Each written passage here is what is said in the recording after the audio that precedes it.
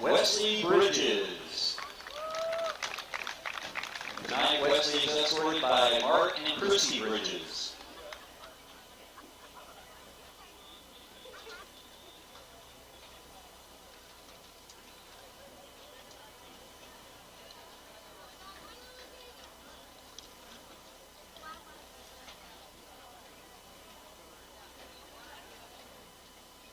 Senior football player Ian Cartwright. Tonight he is escorted by Dylan and Ashley Chandler and Jack and Cassie Cartwright.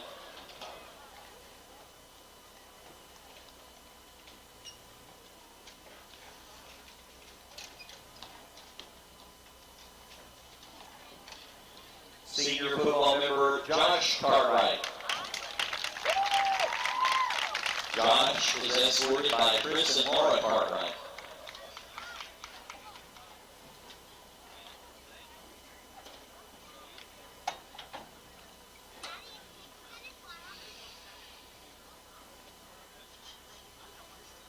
Senior football player Tony Cervantes. Tony is escorted by Salvador and Carmen Cervantes.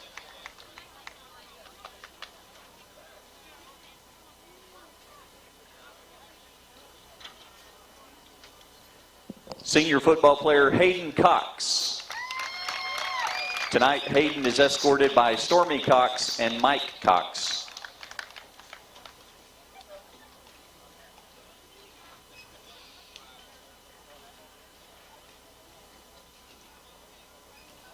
Senior football player Brody Hill. Brody is escorted tonight by Christy Hill.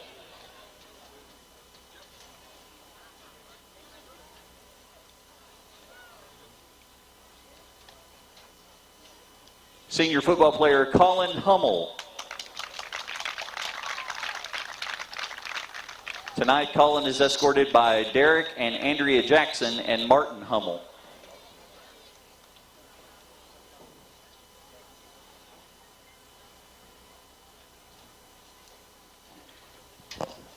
Senior football player Josiah Ingram.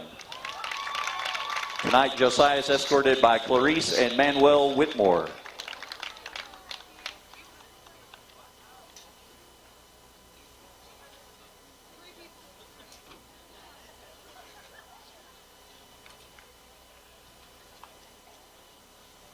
Senior football member Jacob J. Tonight, Jacob is escorted by Wendy Cousins and John J.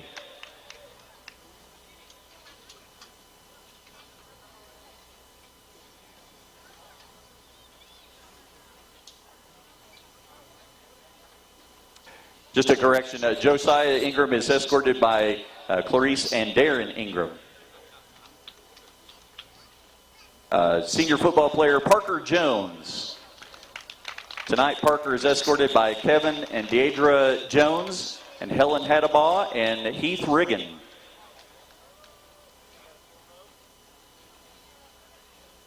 Senior football player Jared Jowers. Tonight, Jared is escorted by Nathan and Pam Jowers.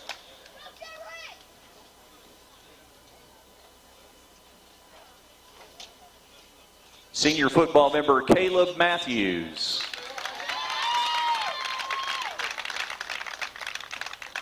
Caleb is escorted by Josh and Marla Matthews.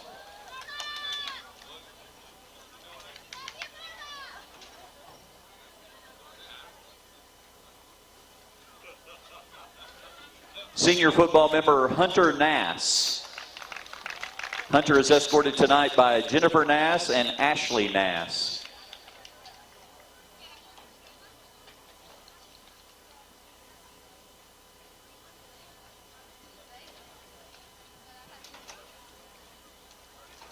Senior football member Julian Navarro.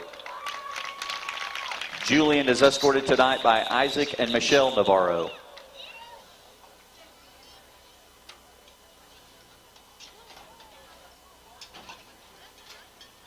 Senior football member James Payne.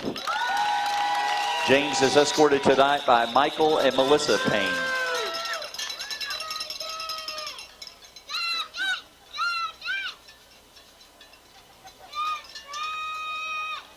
Senior football member Kaysen Pence. Kaysen is escorted tonight by Cindy Pence and Jason and Sarah Pence.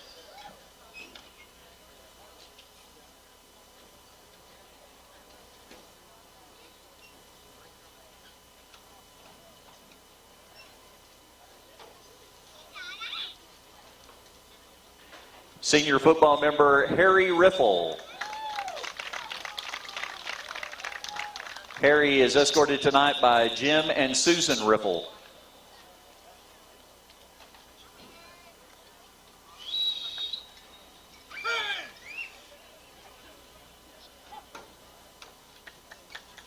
Senior football member Aiden Robinson. Tonight, Aiden is escorted by Summer and Howard Robinson.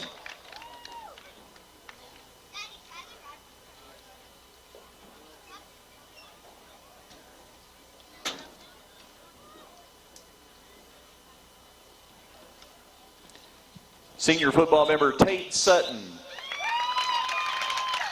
Tate is escorted tonight by Tracy and Carrie Sutton.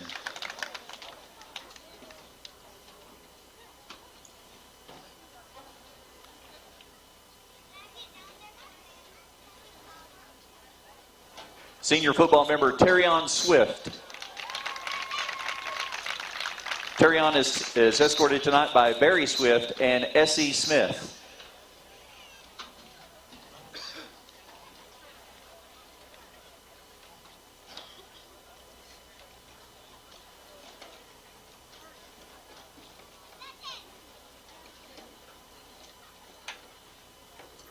Senior football member Garrett Taylor. Garrett is escorted tonight by John and Nicole Taylor.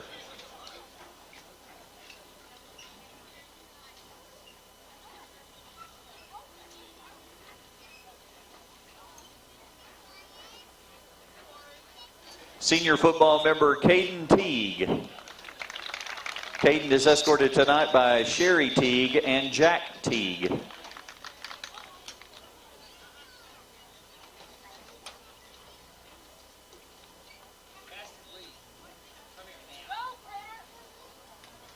Senior football team member DeCory Thomas. DeCory is escorted tonight by Leon and Fallon Thomas.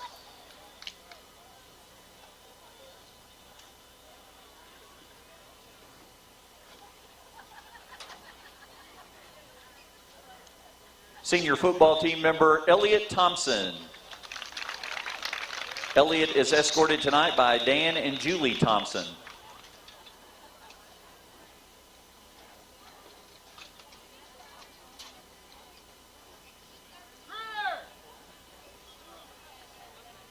And senior football team member Andrew Wood. Andrew is escorted tonight by Blaine and Jennifer Wood.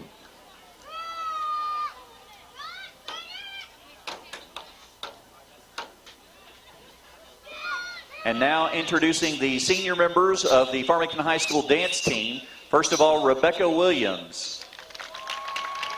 And tonight, Rebecca is escorted by Paul and Melissa Williams.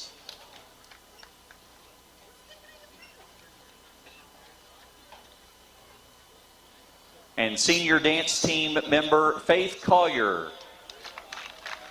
Faith is escorted tonight by Stacy and Susan Collier.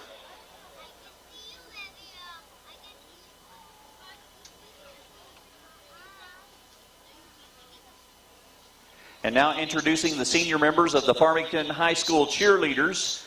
First of all, Aaron Blackwell. Aaron is escorted tonight by Denver and Jimilia Holt.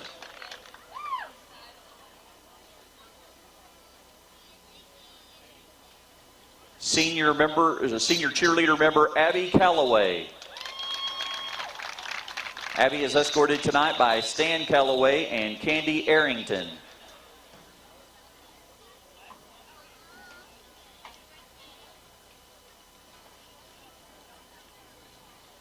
Senior cheerleader member Carol Ann Leichner. Carol Ann is escorted by Mark and Kim Leichner.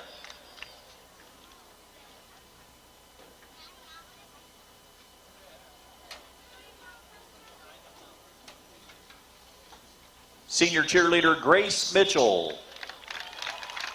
Grace is escorted tonight by Jared and Jennifer Mitchell.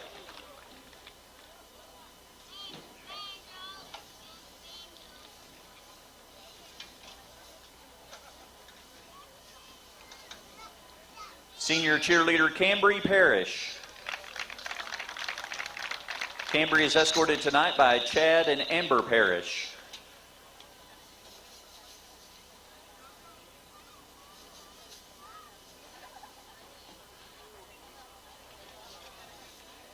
Senior cheerleader Maddie Rogers. Maddie is escorted tonight by Brian Rogers and Lori Collier.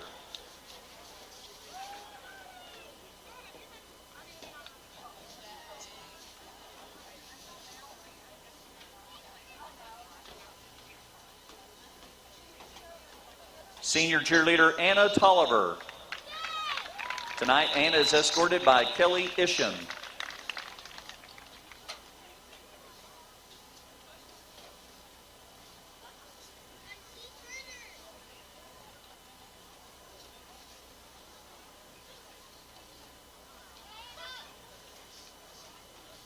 Senior cheerleader Paige Waggle. Tonight, Paige is escorted by Josh and Kelly Waggle.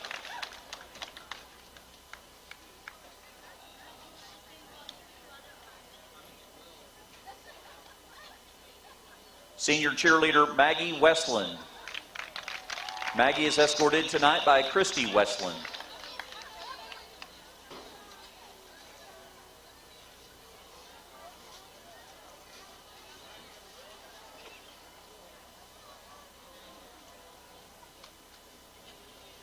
And now introducing this year's senior members of the Farmington High School Band, the Crimson Regiment. First of all, Braden Bailey.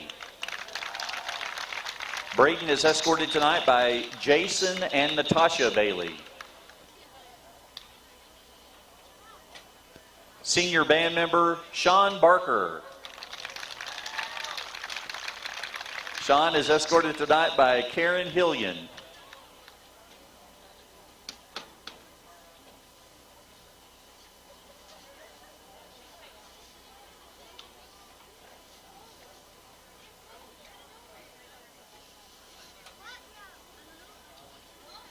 Senior band member Liliana Brocious. Tonight, Liliana is escorted by Tracy Gonzalez and Jason Brocious.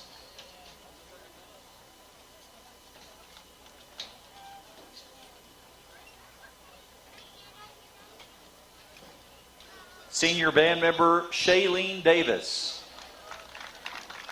Tonight, Shailene is escorted by Colleen Bachman and Anthony Davis.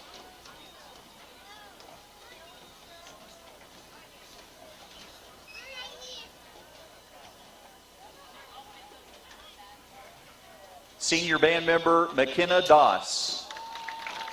McKenna is escorted tonight by Jeremy and Janelle Doss.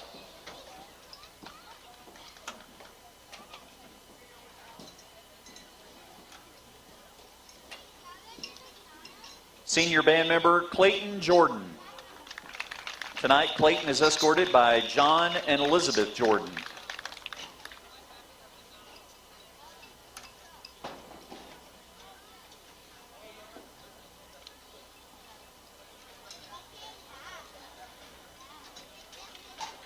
Senior band member Samuel Lanuti.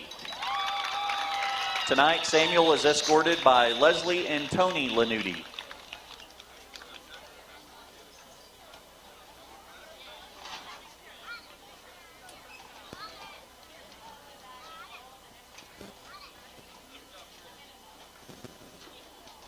Senior band member Ben Person.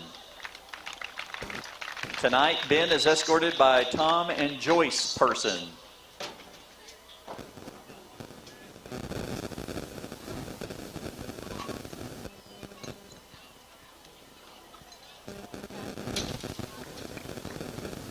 Senior band member Owen Ross. Owen is escorted tonight by Tony Ross and Jessica and Jason Shadden.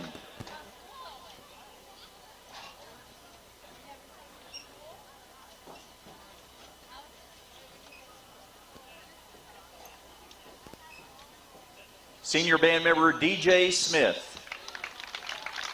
DJ is escorted tonight by John and Tori Smith.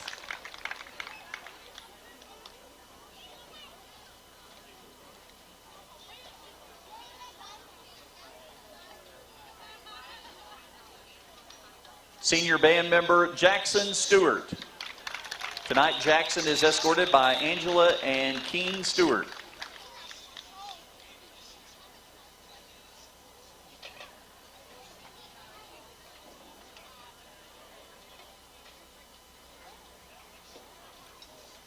Senior band member Ben Vila.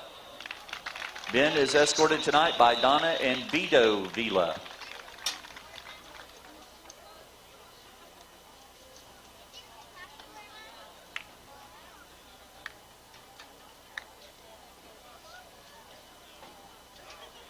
The senior member of the Farmington High School golf team is Trenton Cisco. And Trenton is escorted tonight by Trevor and Stephanie Cisco.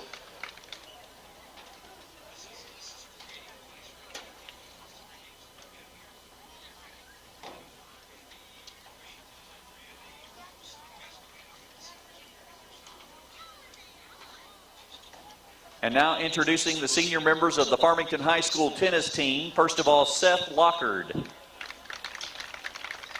Seth is escorted tonight by Joey and Ruben Dickard and Tony Lockard.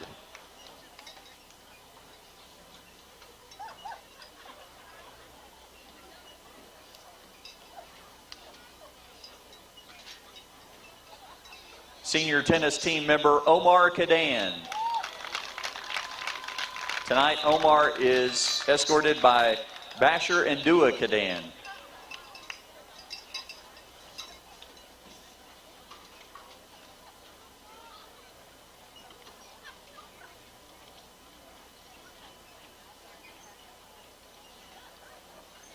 Senior tennis member Taylor Robbie. Taylor is escorted tonight by Jennifer and Mark Robbie.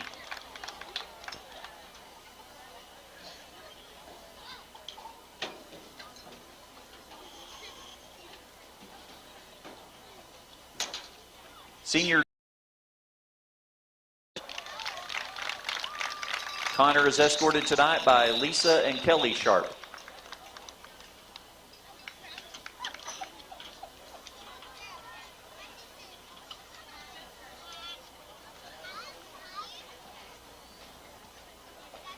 Senior tennis team member Kaylee Thomas. Tonight, Kaylee is escorted by Matt Thomas.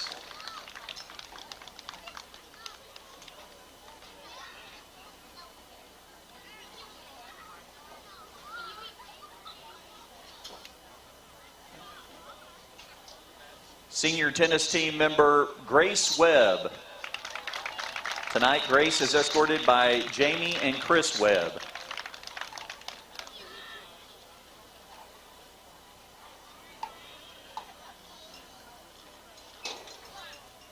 And now introducing the senior members of the Farmington High School cross-country team.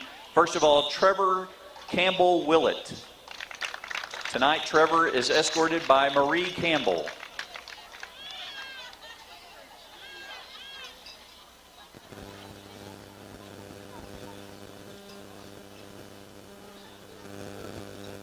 Senior cross-country team member Caleb Grusing. Tonight, Caleb is escorted by Mindy and Brent Grusing.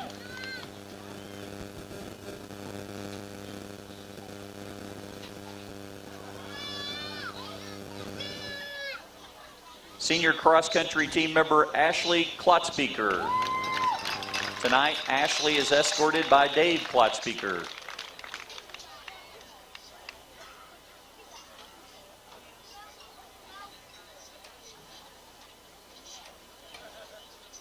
And senior cross-country team member Georgia Richards. And tonight, Georgia is escorted by Shannon Richards.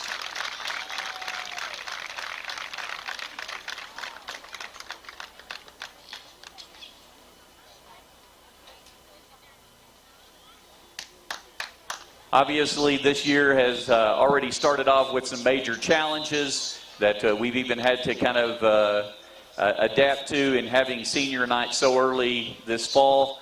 But these student athletes and these participants in our fall activities have worked very hard. We thank you and we thank your parents for pushing you to excel and succeed. And let's give all of our seniors another round of applause.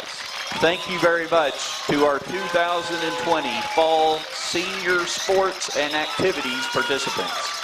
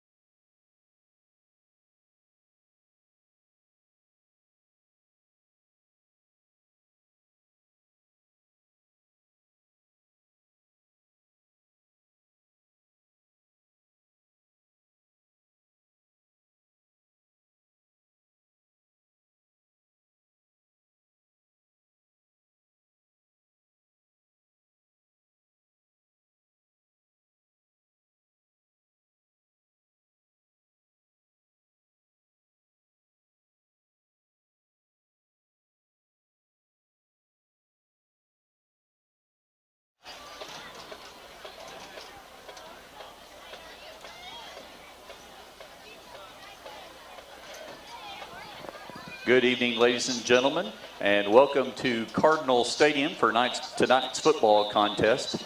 On this day, 19 years ago, our world was forever changed by the terrorist attacks that killed almost 3,000 Americans and was the largest attack on American soil since the bombing of Pearl Harbor in 1941.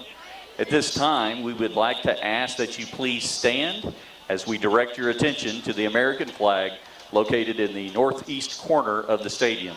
And we would like to dedicate a moment of silence to the victims and families of those attacks. And also, as Americans, we vow to never forget. After the moment of silence, we ask that you please remain standing as the Farmington Crimson Regiment will play our national anthem and remain standing for the playing of the Farmington High School alma mater. At this time, we will have our moment of silence.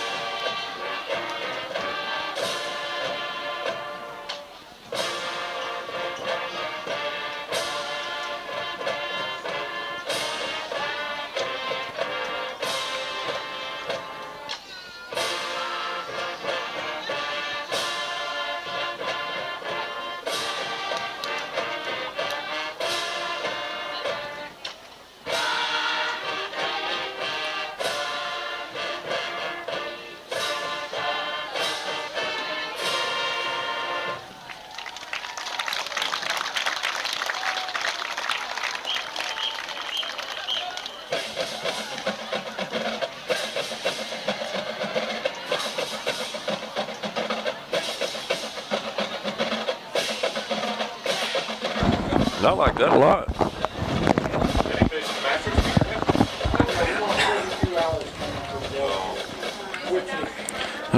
Let's see, right after alma mater, you got that?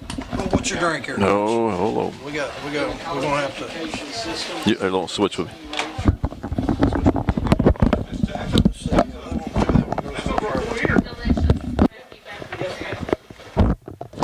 That's a whole lot better.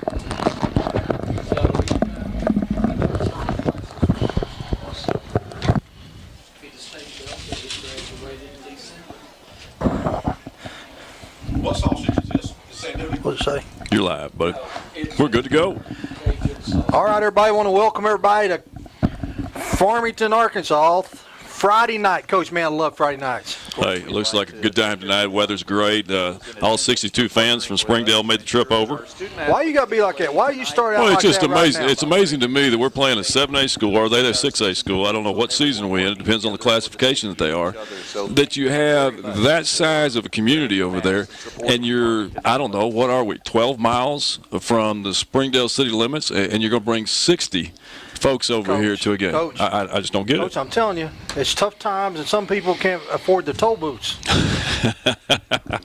I'm excited about it. From what I heard a couple of weeks ago, that Springdale High was not quite the team that they've been in the past, and we'd heard some folks say things that, hey, maybe Rogers Heritage was a good comparison. And then after talking with the coaching staff this week, Jeff, they're telling me that they have a few guys over here that are wearing the gray tonight, the anthracite, that can really go. Well, I'll tell you this. I think you're going to see a better team than what we seen 2 weeks ago here on Farmington, here on Farmington Field. Springdale very well coached club, and I think they're, Farmington's going to have to play well. And let's be honest with us, let's call it what it was. We didn't play real well last Friday night. So, Coach, we got some things you got a week to correct. And, Coach Law used to say you played one game in preseason, you knew you could win. You played one that you knew would be tough, and then you always scheduled one that everything had to go right for you to win. So this is one of them latter two. You got to have everything go right, and you got to play well. So there's no doubt, and we're going to have to be clicking on all cylinders. We've got a couple linemen that are still out this week. Beaudry is still out with his injury. Hope to get him back after the bye week. You have Bullington, who's out with a concussion. Those two guys are key players in what we've done, not only this year but also last year. Well, but you got some back too. We do have a few back, and it's nice to have those guys return to the club. I know they hated missing last Friday night. We're all trying to put that one out of our memory. And I will say this, that I thought you did a great job up there in the booth. Chad Parrish said it may have been the best broadcast that he's ever listened to. Which I think it was probably in a donut shop when he said something about that. Well, coming from the Brink security guard, Chad Parrish. That means a lot to me. No. And I want to thank him for that. No, I will tell you this. No, being honest. You're sitting up there. It was really nice of the Prairie Grove folks to invite you over, and you did a great job. They allowed you to do the play-by-play definitely in the second half when we had the football. There was a few comments that they made that I don't think you and I would ever make watching our team play. But there were some things that they said. Swift caught a ball or two out of the backfield, and they kind of wondered why he didn't catch more balls or wasn't giving the ball a little bit more. And I'm right there with them. I'm saying let's go. Let's give it to the big guy and let's march it down the field. Big guy had a great game. Yes, he did. When you start looking at Tyron Swift, here's a guy that the first night he doubled up a bunch, played a lot of defense and a lot of offense. They're playing him into shape. Yeah. That's exactly what was going on. And last week you kind of seen a little bit of that defensive slide off of him, and he's a little more factor in the offensive game. For a big man, he's got some soft hands, Coach. Well, there's no doubt coming out of the backfield and working his way to the sidelines. You could see when he caught the ball and he tucked it and turned to look upfield. It was amazing to me watching the DBs for PG. It's like, oh, man, we're going to have to tackle this dude. Let's get to serious stuff. First off, it's a beautiful night here. We had senior night earlier, but it's a beautiful night. The temperature's good. Coach, we had some jambalaya. What we did, Bobby Wilson brought the jambalaya up. Yeah. Tony Satchery's. Yeah. Take care of us here at Farmtown in all the sports, not just out here on the football field, but they take care of us inside the arena. And I don't see Miss McQuistion up there on top yet, but I'm sure she'll be there for too long. Spring sports, baseball. And he even told me, hey, coming this year, softball-wise, going to throw some money towards us. We appreciate what Tony Satchery does for us here at Farmington. Softball. Hey, I want to say this before we get too far down the road, too. Coach, I seen your new banner you hung out there on your – You like that? On the outfield fence in baseball, or your softball field, Coach. I think that banner is very appropriate. Well, for last season. The funny thing is we had 10 seniors, great kids, and I'm not going to lie to you. Had the opportunity to coach here now going on 25 years, and no disrespect to any other team that I've ever coached, but the bunch we had last year was more than likely going to be the best team that we've ever coached offensively and defensively. and we made a big deal out of we'd never been undefeated in the softball program. 33-2, 32-5, things like that.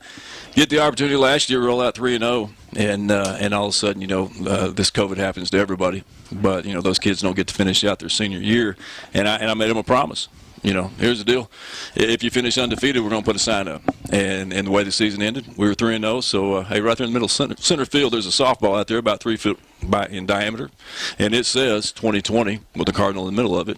And the bottom of it says 3-0. So that's a tribute to those kids, and I sure miss them. And they're all spread out all over the country now going to college. And, just wish we had them back. I do, too. A lot of seniors got affected last year, with the way that all went down. So I noticed, of course, you got your big ring on here. I'm trying to wear a different one every week. Coach Morrison, have you ever seen somebody that wears all these? I mean, he's got these big old rings. He's got state championship rings. He's coaching. What are you now? You're in a coaching hall of you won the Coach of the Year deal. There was a national one. There was a sectional. Had something to do with Texas, Oklahoma, and so on. But I never wore them up until this year. And so it's been a different one every day.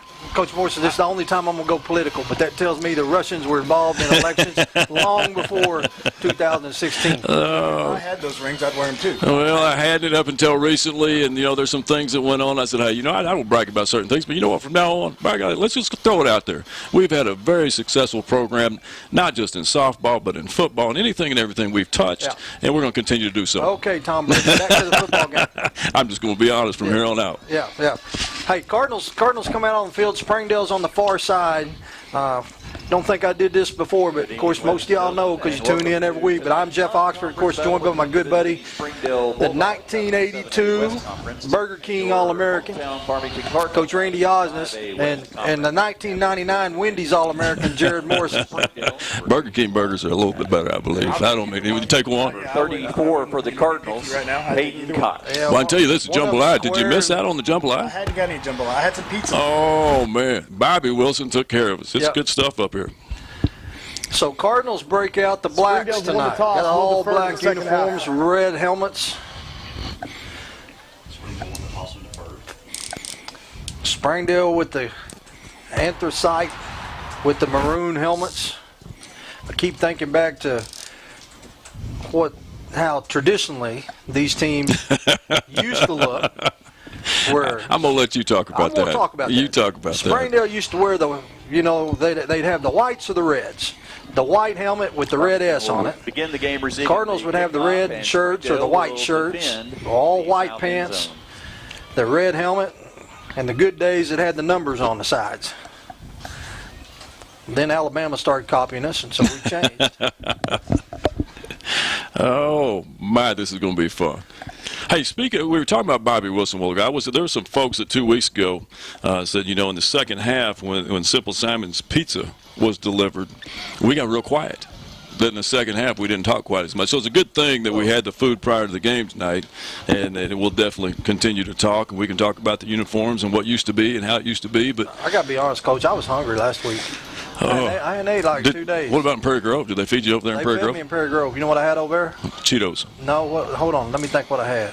Oh, I had a piece of pizza, Coach. Did you really? I had a piece of pizza, yeah. You and one piece of I pizza? had one piece of pizza, yeah. Yeah. Well, we'll make sure we're very hospitable to them in the future. Well, I mean, it was good. It's free. Well, yeah. I had a piece of pizza and a thing of water.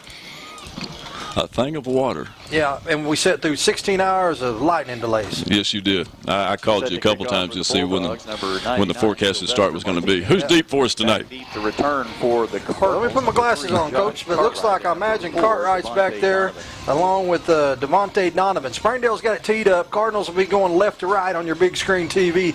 White hat, he's hustled all the way back here. He's looking around, says, all right, boys, it's a Friday night. I like football. Let's go kick it down here. Here comes the kick. Hand over end kick. Donovan's going to field it at the 2. Got a little running room at the 15. Falls in behind the block. Now going to get across the 20 up to the 24, 25 yard line. So Cardinals start out first down and 10 at their own 24. And tackle Tackled by Ladarius Ladarius Wansley makes a tackle. That's a young man that we're going to talk about both offensively and defensively tonight. Great athlete, great wheels, and he's going to be around the ball all night long. Placed at the Farmington Ian Cartwright 4-yard line, where the Cardinals will He's begin. going to be your first and quarterback. 10. You want to talk about athletes on this Springdale team. You got Sparks, number 4, and you've got Donsley, number 21. Those are two that are going to come off the ball on both sides, mainly on defense for Sparks. He loves to blitz. Here goes the handoff to Caden Elsick. Oh, no. Faked me out. I thought they handed it to Elsick. That was a really good read. Really good read. And, he's playing that old veer option look out of the gun and just did a great job. Good blocking scheme and looked good right there to pick up 6. Second down and a long 3, short 4. Cardinals break the huddle, going to the far side. 31-yard line. You got Hummel and Pickens. For the Cardinals. Here comes the handoff to Elsick. Elsick across the 25, gets close to the first down. Looks Caden like from this Elsick side, with the looks like carry. they're going to have it and move the chains. We had the old, not really a crackback block, but we did a great job there with Chase Brown coming down and sealing that in to get outside of that. Boys, that's a first down. I'm telling you. Well, there you go. Just take them a little while. First down, Cardinals. Tony's crew's a little slow over there tonight. Donovan split to the far side. Here comes the bubble. Out to Elsick. Elsick makes the first one miss. Tries to get through the second one. Get up at the 38. Just shy of the 39-yard line. So give them a 5-yard pickup. Make it 2nd and 5. Chase Brown once again out there on the perimeter doing some good blocking. Farmington 39-yard line. Brings up Cardinals trying to get out toward the midfield with 10:30 left to go here in the first quarter. Crowd still filing in here at Cardinal Stadium. Cartwright's up under center. Donovan goes in motion. Here comes the counter back to Elsick. Elsick, little stutter step, but he's still going to get down or up to the 42-yard line. Going to make it 3rd down and 2. We did a great job right there. I don't know if he audibled at the line or not, but the bubble was over here to our sidelines. They're playing a 1 technique, a 6 on our tight end. That backer's got 2 gaps to take care of, and that 1 technique is trying to go back across the field, across the snapper's face, and did a great job with that play call. Just need to really hit that one more step. One of these days you're going to have to break all that down in English. 3rd down and 2. Hand off to Elsick. Elsick's going to have a first down as he's crossed the 45 up to the 46. Well, as I'm telling you right now, it's a great job as far as our offensive line coming off the ball. We're very, to be honest with you, last week I felt like the Prairie Grove's offensive line was coming off a little lower, had leverage on us, and right now, so far in this first series, it sure looks like our offensive line's doing the same thing to Springdale's defensive front. First down and 10, the ball at the Cardinal 46-yard line. Cartwright's in the shotgun. Elsick's right next to him. Hand off to Elsick. This time he's going to be hitting the backfield. He's going to pull him forward and get across the line of scrimmage, pick up a yard. That was all Elsick right there. It was, and I sit there and I bragged on us, and all of a sudden we stood up on it. We're going to have to come off the ball like we were the last three running plays, and Elsick's hitting the hole hard. Did it right there. It's just both defensive ends came down hard on him. Big Brody Hill and Joshua Ingram up there trying to lead the way for the Redbirds. 1 yard on the play. Really, as far as size, looking out on the field, we match up with them across the line, and even with their linebackers. Cartwright up behind Jowers. Quick Penalty marker on the play. a flag. Jared, maybe you can help us out. The Mike linebacker, I can't really tell with the anthracite jersey and the maroon what his number is, but he's the one that looks like on the field that, he looks more like that college type player. Hey, big old boy. Yes, he is. 42-yard line remains 2nd down. And once again, Jared, who is head of our maintenance, head of our technology, took care of the lights here 2 weeks ago. I'm sitting here trying to ask him questions, and he's over here taking care of some other things at the same time. He don't care. Oh, he's working hard. 2nd down and 14. Cardinals get pegged with a false start. Quarterback keeper, they got him boxed in. He's going to get to the corner. Oh, there's Wansley. We talked about him coming out of the middle of the field, and he didn't wrap up, but he gave us a shot to the chin. Wansley on the tackle. Yeah, their Mike linebacker is a good athlete. Again, I'm the same way with you. I'm having a hard time reading the number, but they will do a lot of times when we spread him out, they'll leave him in the box by himself and trust him. to cover the run from tackle to tackle. The Cardinals. Well, that's kind of like a while ago when we ran the little ISO. It may have been a power we just didn't open step, but there was a huge bubble there, and he was the only one, just like this right now. There. Yeah. That's Westbrook. Cartwright on the bootleg. You got all kinds of room. Good catch. That pass I was was going to say he was out of bounds. tipped, then caught, but they said he was out of bounds. So Cardinals will have 4th down and 15. Ian did a good job of getting lots of depth there so that even when their defensive end tried to run the hoop and come back to him, he was still way out ahead of him and had plenty of room and space over there to get away and make a pass. So after a couple first downs, the Cardinals are going to have to punt. Back for the Bulldogs is Wansley. What is it? I'll tell him. What is it? Tate Sutton set to punt for the Cardinals. Sutton is your punter. Good snap. Low punt, fielded at the 25-yard line. Trying to get to the corner. He's got a little running room as he cuts back in across the 30, the 35, up to about the 36, 37-yard line. For the Bulldogs. Let's say it's a 36. It'll be 1st down and 10 for the Bulldogs at the Cardinal or at the Bulldog 36-yard line. You know, Hunter Nass ran him down, did a really good job, and wrapped up Wansley. You can tell the way he runs. He's something. I mean, great feet, good hips, and you know he's got those shoulders out in front of those toes. I believe 5. I believe that's Phipps. He'll be your quarterback. 2 receivers split to the near side. I think Dominguez is your running back. So Phipps lines up in the pistol. What am I supposed to tell him? I lost you. High snap. Cardinals in the backfield, but he gets away from them. Gets across the 36, 38, 39-yard line. Got a pickup of about 3 on a busted play, Coach. Boy, Aiden Robinson was right there. Had the opportunity to really probably get about a 3-yard loss on the play, and he just slipped through her hands. So 2nd down and 7. Cardinal defense looking to match a couple of weeks ago. Phipps again in the pistol. Dominguez behind him. 2 receivers to the far side, 1 to the near. Dominguez goes in motion. Quarterback draw, and he's going to be hit. As soon as he hits the 40, he gets up to about the 41-yard line. A pickup of about 1.5 yards, make it 3rd down and 5. Landon Phipps with the carry. Pick up a 2 yards on the play. So, Coach, here you go. Big play for the Cardinal defense to get a little confidence early in the game. It is right here. This is one of those plays. Hey, are we here tonight? Or we're going to get after it right here. We're going to send some folks, or we're going to keep everything in front of us. Cardinals show blitz, and here they come off the edge.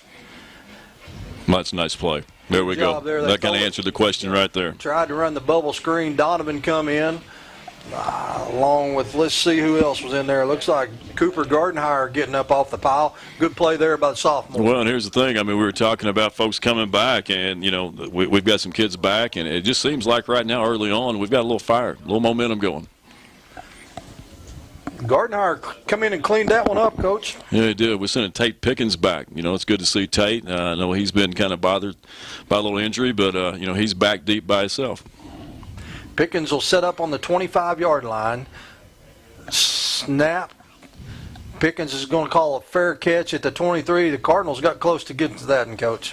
Well, they did. I mean, we once again, it's kind of like playing Heritage over here a couple weeks ago. You know, that A gap was uncovered and nobody blocked, and we had a great special teams night. So here comes Ian Cartwright again for the Cardinals. Pickens, Donovan, along with Hummel, will split to the far side. Here comes Pickens in motion toward the boundary. Quarterback keeper across the 25 up to about the 28-yard line. That'll be a pickup of about 4. Coach, that's a couple times they've ran that so far tonight. You know, doing a really good job, and you know he's reading it well. You know, they're veer blocking it down, and you know that 6 technique sitting on top of the tight end. We're letting him decide which one do you want to take. So 2nd down and 6. The ball at the Cardinal 28-yard line. 5:02 left to go here in the first quarter. Cartwright, quick drop. pass is complete across the 30 up to the 32-yard line. It'll be a yard short, as that was Chase Brown, the junior tight end. Well, you know, Chase Brown's been busy defensively, and there he is right there. I mean, he's had a couple key blocks in the first series and catches the ball on a little out pattern there. Chase is playing kind of a hybrid position this week. He's playing a little tight end and a little fullback.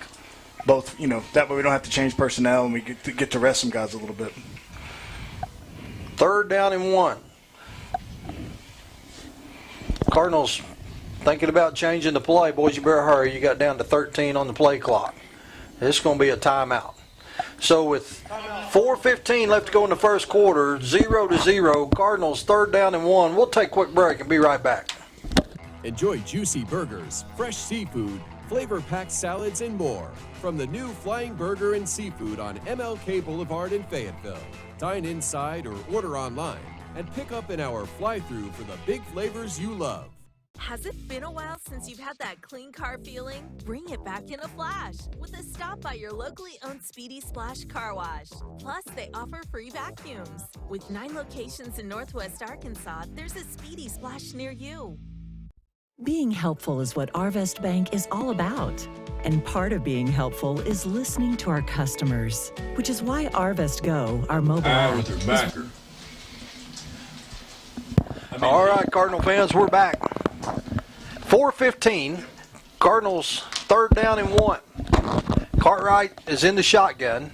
Here's a handoff to Elsick. Elsick got some run room to 40, 45, 50, 45, 40, down inside the 40, all the way down to the 38-yard line. Hey, Coach, there's a big gap right there. That's what we were just talking about in the break. Jared and I were talking, I mean, hitting the bubble. You know, if it wasn't for Davon Sparks, accidents. he's gone. So big run there for the Redbirds. Gets it all the way down to the Bulldog 37-yard line. But there was a big hole there, so good job by the offensive line and a good job by Elsick of hitting the hole hard and not slowing down. You're right. Fell in behind Gardenhire and over there. Keeper. Here, quarterback keeper, he rode that for a long time, and he's inside the 35 down all the way to the 30. And, Coach, one thing you got to worry about on that is be sure you don't fumble the ball. I mean, they rode that for a long time. He did. And the thing of it is, Jared and I were talking about in the break, over here on the tight end side, you know, they're playing 2 against 4 whenever we have that read option going. And, boys, the numbers are in our favor. And power is a good play there because you got the angles blocking down and kicking out on that defensive end. Elsie gets hit in the backfield, but is going to be dropped for about a 1-yard loss. And Coach, right now the offensive line up there, Gardenhire and Jowers, specifically on this side, been doing a pretty good job. Throw Brody Hill in there, and so Jowers and Gardenhire and Hill on the near side here have been opening up a few holes for the running game. You know, coming off the ball well, and I hate to brag on them because a while ago when we did that was the one play that we didn't block very well. But it's nice to see them coming off the ball, getting leverage, and actually coming off the ball and keeping their pads below Springdale's pads. Cartwright's up under center. Handoff to Elsick. Elsick is going to have enough for the first down as he gets down. It's going to be close, but he's about the 27-yard line. It looks like it's going to be a first down. So, Jared, you're around practice a lot more than Ox and I have the opportunity to be. It sure looks like after last Friday night, we decided we were going to really work on the ground game this week. Yeah, we did. They talked about it on Sunday that we really just wanted to have some sustained drives and really try to pound it at them, use our strengths, you know, to our advantage. We're a little bit bigger than they are across the front. They're a little faster, but we're bigger. Cartwright's in the shotgun. Here's the bubble screen to Donovan. Donovan cuts it back inside. He's going to get inside the 25 down to about the 24-yard line. That's a good job by Dimitri of making something out of nothing. 2nd down and 7. It's Devontae. I called him by his brother's name. Devontae. I coached his brother. And I'm sure he's probably listening to it tonight also. I mean, I was talking to my daughter and Eric Hill about it, and, you know, talking about his ability, and his brother, of course, says it's all because of him. Yeah. Cartwright's in the shotgun. Elsick's right there by him. Here comes the quarterback keeper. Oh, well, that gap's there. Yep. Yeah, Elsick missed a block on the linebacker. He overran him, and he was able to come underneath to make it. I don't know how Zach and the coaching staff at Springdale are expecting to run that all night long because that B gap is so exposed. Yeah, and there's times when we spread them out and we get in doubles that they will vacate a linebacker and leave the middle linebacker on his side and not put him in the middle. And so then you have a huge bubble on one. Not very sound. Not very sound. We are taking advantage of it this time, and I hope we continue to do so. 3rd down and a long 4, short 5. Cartwright. Nah, that's not. Quarterback keep. He's going to get down to about the 21-yard line. That's going to be a pickup of about a yard. Make it 4th down, and let's call it 4th down and 4. You know, Jared, if we keep a tight end in there, and I know it sounds like we're talking on the headsets between the sidelines and so on, we get that bubble. That time we moved it. We removed the tight end and we went doubles, and we didn't get that same look. Yep. So 26. 26 is our kicker. Savela is coming in, and this is going to be, looks like we're setting up on the 28, so a 38-yard field goal attempt. Sutton is your holder. Snap is down, the kick is up, and it is no good. So a little short. You know, he made a 38-yarder a couple weeks ago, but that one just, something a little off. But anyway, Bulldogs will take over 1st down and 10 at their own 22-yard line. You know, Savela, he's one of the first kickers that we've had that doesn't kick off a tee. From the first place kickers that kicks off the ground. And it almost felt like on that one, if you would have had a tee, you would have got underneath a little more and got it up there. So here comes Phipps. He's going to be lined up in the shotgun. Dominguez, or he's in the pistol. Dominguez is right behind him. Wansley goes into motion, trying to get to the corner. A great job there, Corey Thomas. I tell you what, Jacob J turned him back in, and Thomas come in and cleaned it up. Yep. So Thomas and Cooper Gardenhire were both there. I think Thomas was the first one, then Cooper Gardenhire cleaned him up. But defense is running to the ball. They're looking good. They're filling their gaps, and they're playing in their lanes and not giving Springdale a lot of places to take the football. So that's going to be the end of the first quarter. It's all tied up 0-0. And we'll take a quick break, and we'll be right back. Accidents are never planned. But no matter how small, every emergency that involves a child is a big deal. It's everything. That's why we're here. Arkansas Children's Northwest offers the only pediatric emergency room in Northwest Arkansas with fast access, pediatric experts, and kid-sized care. Peace of mind when you need it most. Harton Furniture is conveniently located on Highway 62 between Prairie Grove and Farmington. Terry Harton carries staple brands such as Mayo, Best Chair, Ashley, Restonic, and Vaughn Bassett. Terry has over 20 years of experience in the furniture business, and he works hard to keep a well-stocked inventory, but has many more options available through custom orders. So come by and see Terry Harton at Harton's Furniture for all your furniture needs. He'll treat you right.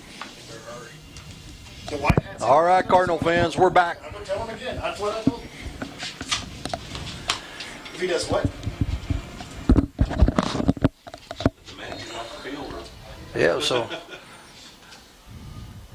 here's the handoff up the middle to Dominguez. He's fighting through tackles. He's going to be brought down across the 25 at the 26. So make it 3rd down and 4, and getting up off the bottom of the pile. It looks like Ingram along with, I believe it was Teron Swift. Yeah, Swift was there also. He's playing a little more of a role of just defense so far here in this first half. You know, we were talking about him being an offensive threat, and maybe they're saving him for the second half. Here comes the handoff, trying to get to the outside is Dominguez. He's going to be shy of the 1st down, make it 4th down and 1. Big decision here for Coach Clark. It's deep in your territory, 4th and 1. Let's see what they decide to do here. Watch the ball here. Got to watch the ball and don't jump off sides. That's the first thing. Bringing in an extra blocker. They like to run quarterback sneak in these situations. Short yardage situations, they're going to get under center and they're going to run quarterback sneak. We need to submarine that center and make a big pile. Play clock is just now at 20. That's a long time. Must have to reset it. They bring Sparks in, that number 4. Back. Yep. Here's the handoff. He ain't going to make it. That was domination on the defensive line. 7 said no, sir. It's Josiah Ingram.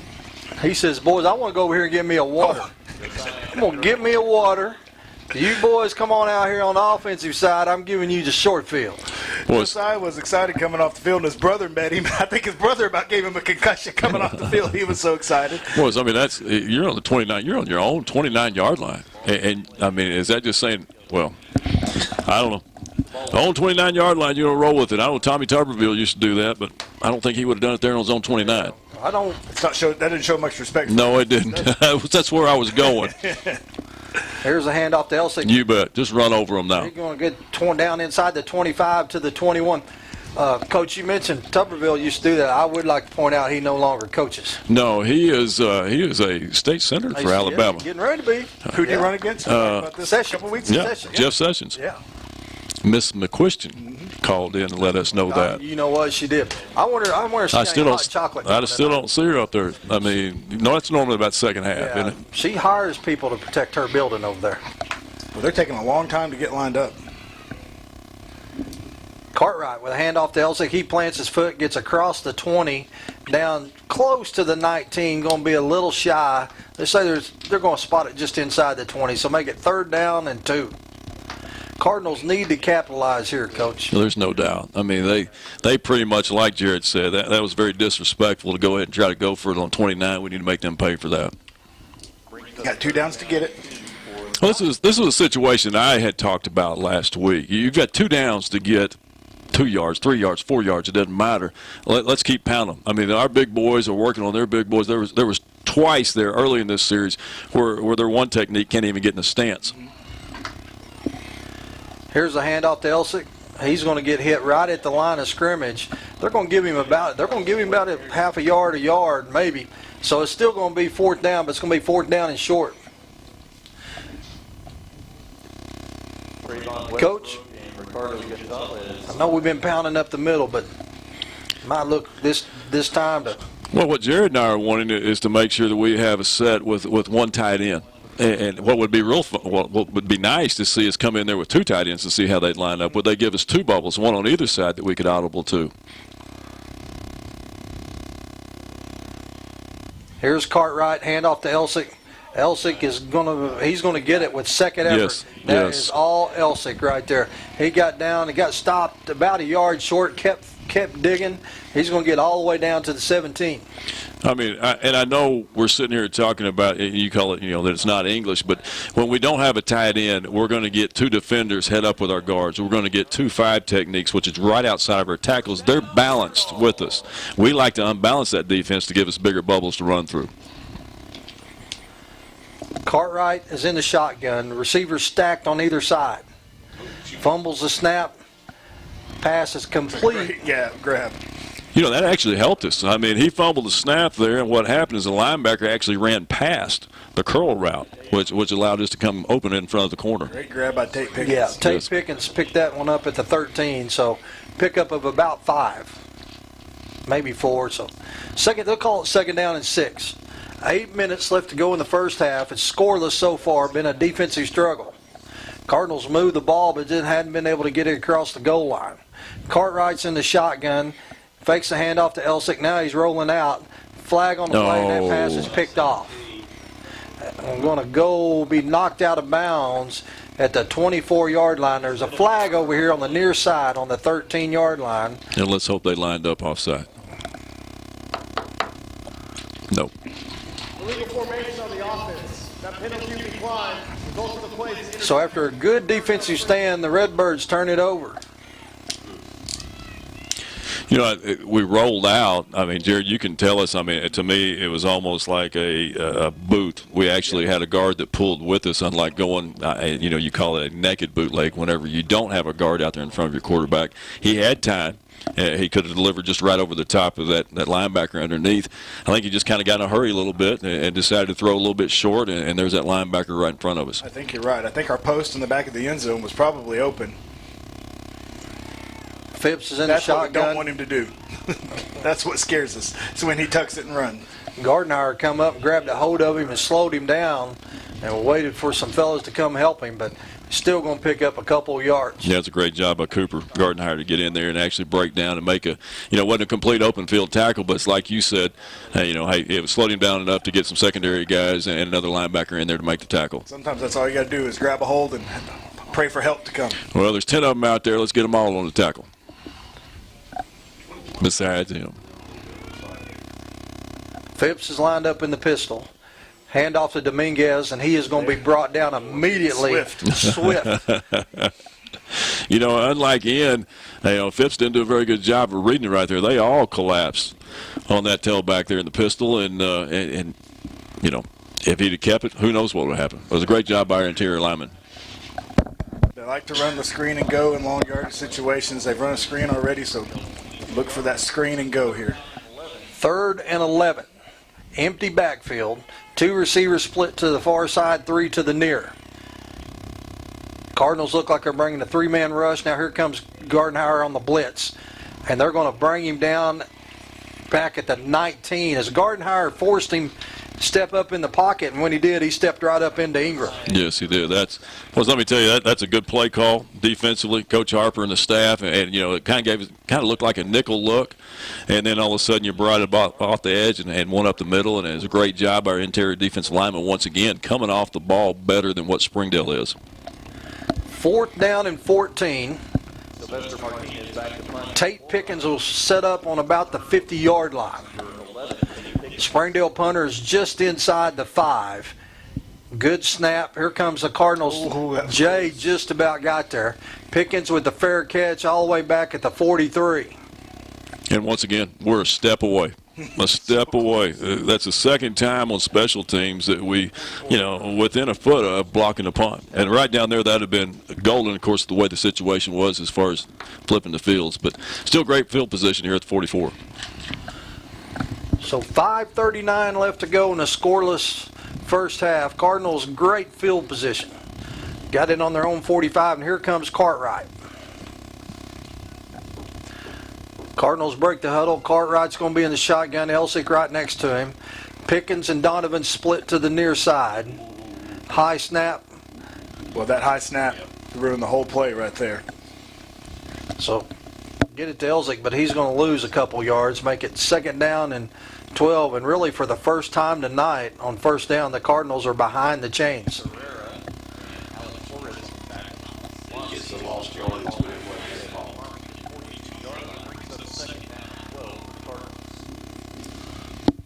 It is good to see Wood coming off the field. He's been out all season with an ankle injury and finally back in.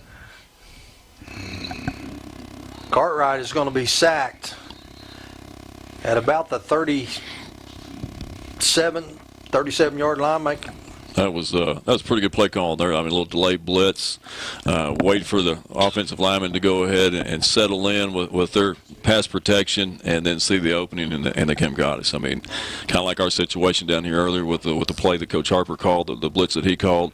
Springdale's defensive staff did a good job right there. 3rd down and 16. Both teams struggling on the offensive side of the ball right now. Cartwright in the shotgun. Here comes the quarterback keeper, and he's got a little running room. Across the 40 up to the 45. There's that bubble. 45-yard line, so make it 4th down and 9.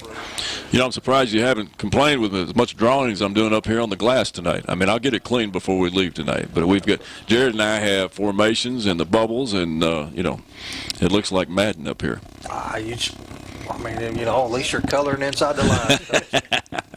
We need some teleprompter. We do need that. Would be good.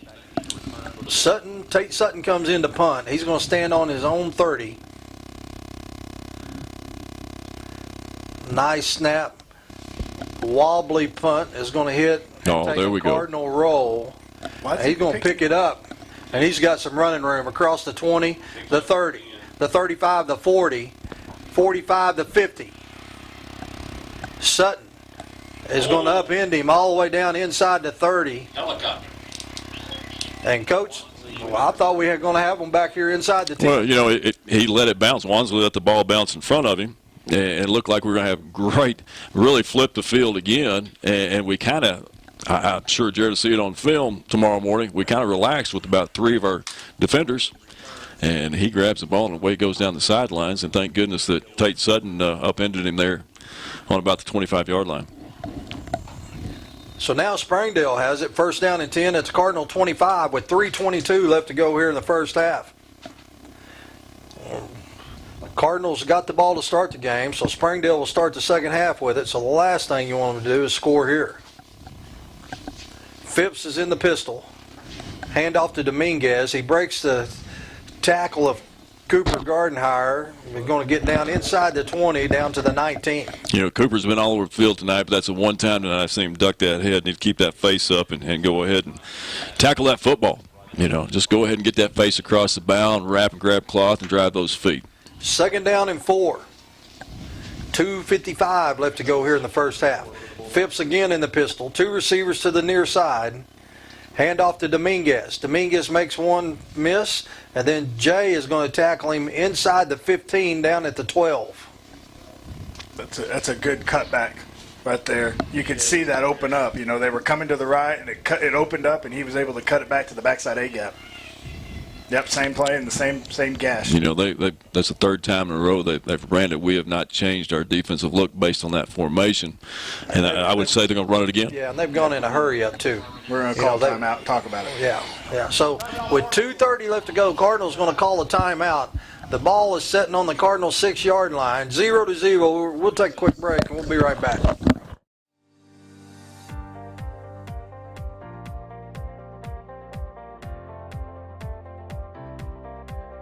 Are you in the market for some exterior or home improvements? Is your home ready for new siding, gutters, or metal roof, or asphalt roof? Do you need a new metal building or a shop? Give Foster's Exterior Solutions a call today. Locally owned and operated right here in Farmington since 2008, Foster's Exterior Solutions is a proud supporter of Farmington Cardinal Athletics. Hello, this is Kerry Pitts with Foster's Exterior Solutions. Please give us a call for all your roofing, siding, and gutter needs. We're at 479-44. All right, Cardinal fans, we're back. 2:31 left to go in the first half. Springdale's got second down at about 3. Cardinals showing blitz. Now they're going to move in a little bit. Here comes Dominguez trying to get to the outside. He's going to be brought down and getting up off the pile on that one. I think that's Caleb Matthews, number 88. We had a little different look right there defensively, plus we slanted to the strong side, which kind of upset their blocking scheme. That was good use of a timeout. Just need to keep them out right here and force a field goal. Ingram is going to check out of the game, and Hunter Nass is checking in. Sounds like Josiah's helmet came off. That's why he had to come out of the game.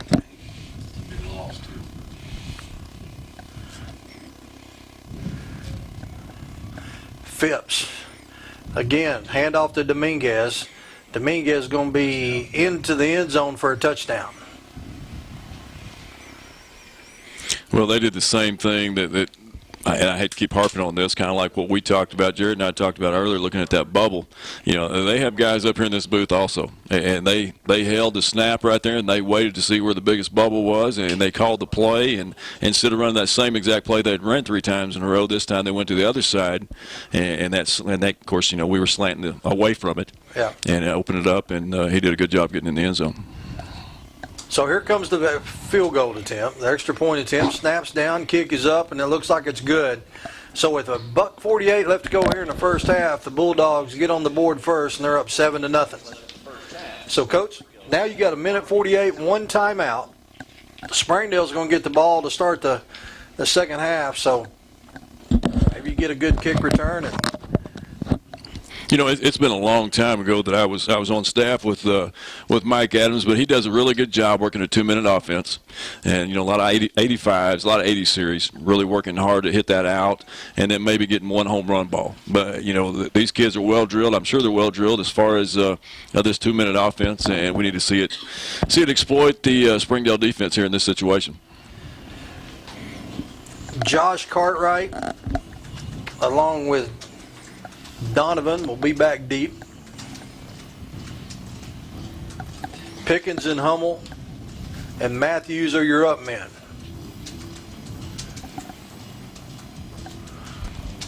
No, he's not very loud at all. He's not very loud at all. Maybe unplug his headset and plug it back in.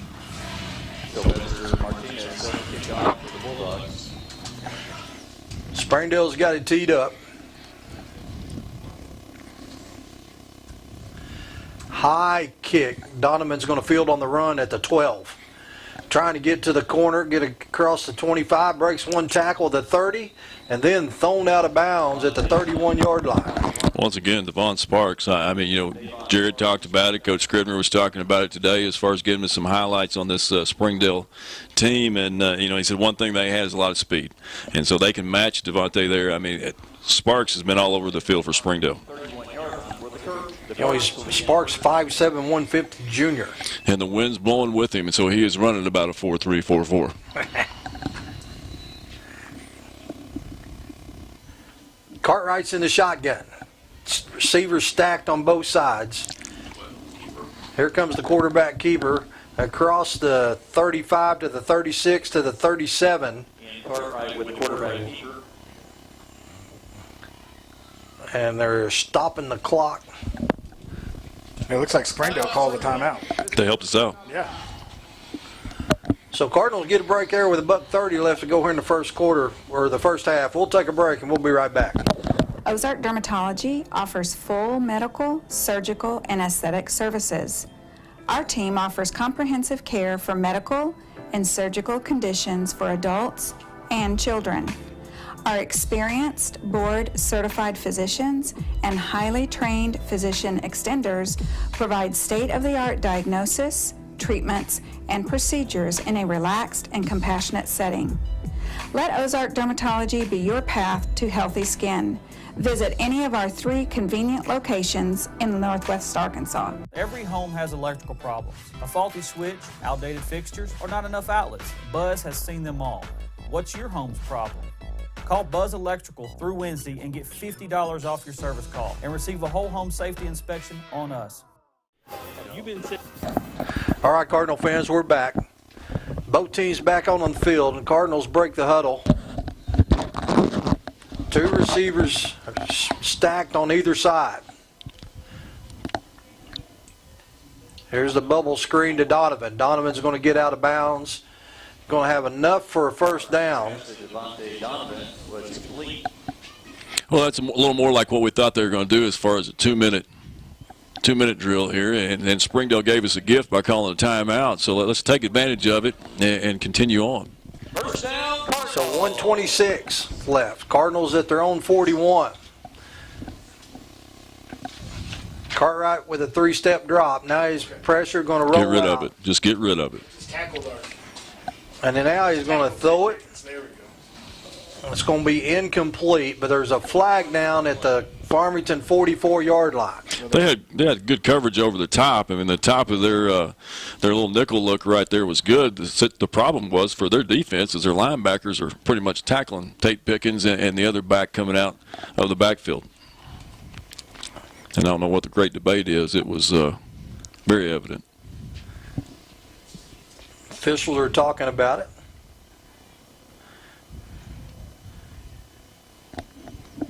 During the pass, personal foul, defense number 7 for a hit away from the ball on a defenseless receiver. 15 yards from the previous spot results in a first down. That's even better than what we anticipated. Yeah, it's better than the pass interference. That was they called Wiley for a unsportsmanlike conduct, hitting a defenseless receiver. In other words, he cracked back on somebody. Yeah. You know, we're fortunate enough tonight to have Chip Souza up here in the box with us, and he told us about these jerseys for Springdale, and he's right. As the night goes on and the lights get a little bit brighter and it gets darker outside, we can actually tell what the numbers are for Springdale. Cartwright's up under center. 2 receivers split to the near side. Here comes Donovan in motion. Fakes the handoff to Elsick. Pass is complete to Donovan. He's going to get out of bounds inside the 40 to about the 37-yard line. That's a pickup of about 7. Well, let me tell you, and in the end is a very good quarterback, and we've watched him multiple times, but he comes out to his left, and he's a right-handed quarterback and throws a dart. That was a well-designed, nice-looking play. Ian did a great job there. 2nd down and 3. 3-step drop. and gets it to the tight end. It's going to be, that'll stop the clock as they move the chains. Chase Brown gets it down inside the 28-yard line. Get on the ball and let's go. 1:05 left to go here in the first half. Ball will be placed at the Springdale 27-yard line. First down, Cardinals. So now they've started the clock. Cardinals need to pick up the pace a little bit right here. You know, we used to signal everything, especially in a 2-minute situation, and we're running in back and forth from the sidelines to the far hash. Cartwright with the keeper, and he's going to be tackled Not quite sure. for a loss. And And the Cartwright Cardinals with the need to use their quarterback timeout here. Timeout Farmington. This is their final timeout of the first half. You know, we had a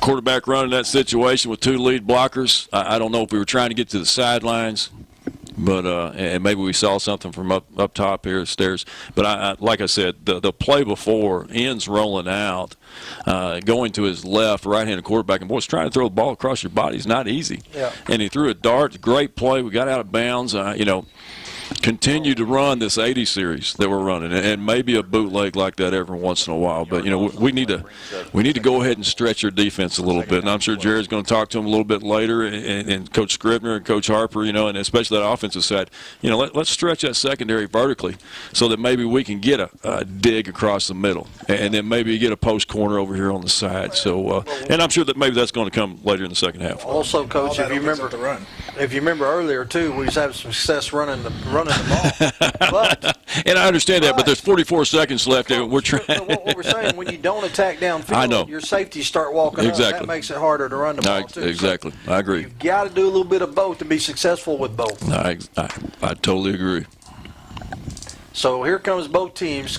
Cartwright is going to be in the shotgun. Elsick is right beside him. Stacked receivers on both sides.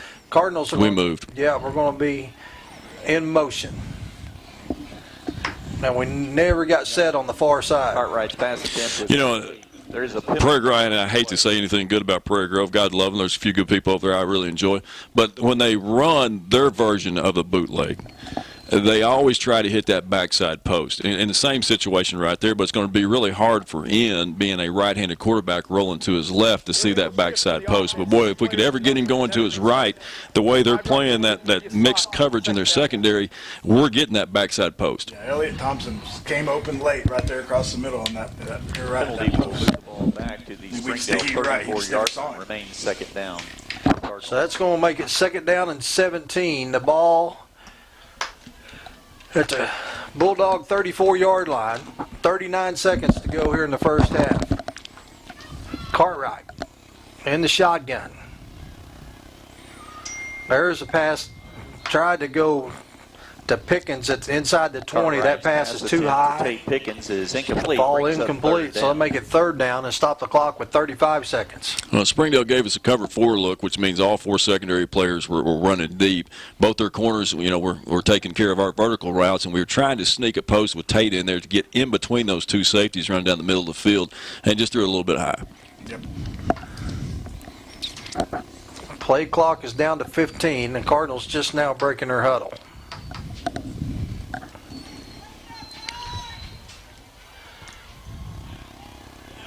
Five-step drop. Here's a screen to Elsick.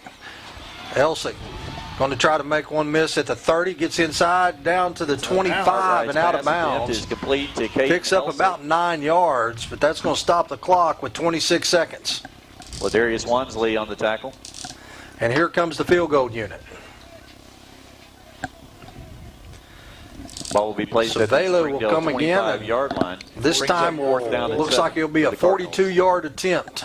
You know, in the last field goal attempt, it looked like our timing was off. And so, I'm a big fan of Savela, and we'll see what he does right here. Sutton gets the snap down. That kick is up, and it's no good. Not getting underneath it. No, it just seems like his steps are off. We're rushing it, and like you said, you know, instead of kicking that bottom stripe, we're almost watermelon that bad boy. So that's down to 21 seconds. Cardinals with a couple missed opportunities in the field goal. Springdale will take over. First down and 10 at their 20. Springdale will take over first and 10 from their own 20-yard line. And Coach, you move the ball between the 20s, just can't seem to get inside the 20. You know, and you guys, you said it, and you said what I was thinking. You know, we ran the ball very consistently and very well with our offensive line there throughout that situation, or throughout the earlier series. And that was just a series where, boys, we've got to run a 2-minute offense. Maybe mix a run in there, but with one timeout, that's tough.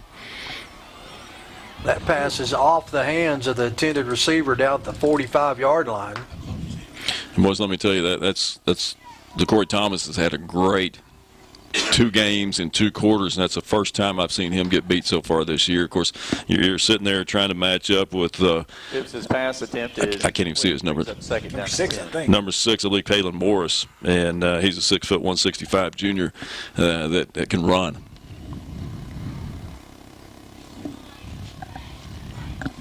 Second down and 10. Phipps is going to be in the pistol.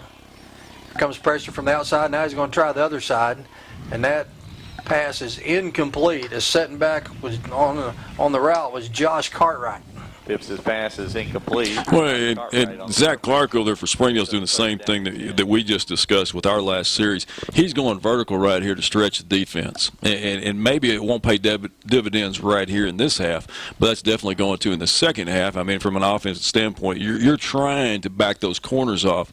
So maybe some of those pistol plays where they're running ISOs and the big gap are going to break a little better than they had in the first quarter. We hope they don't, but that's the thinking behind it. Third down and 10. Look for them to keep it on the ground here so they can run out the clock. There's going to be a flag going back them up.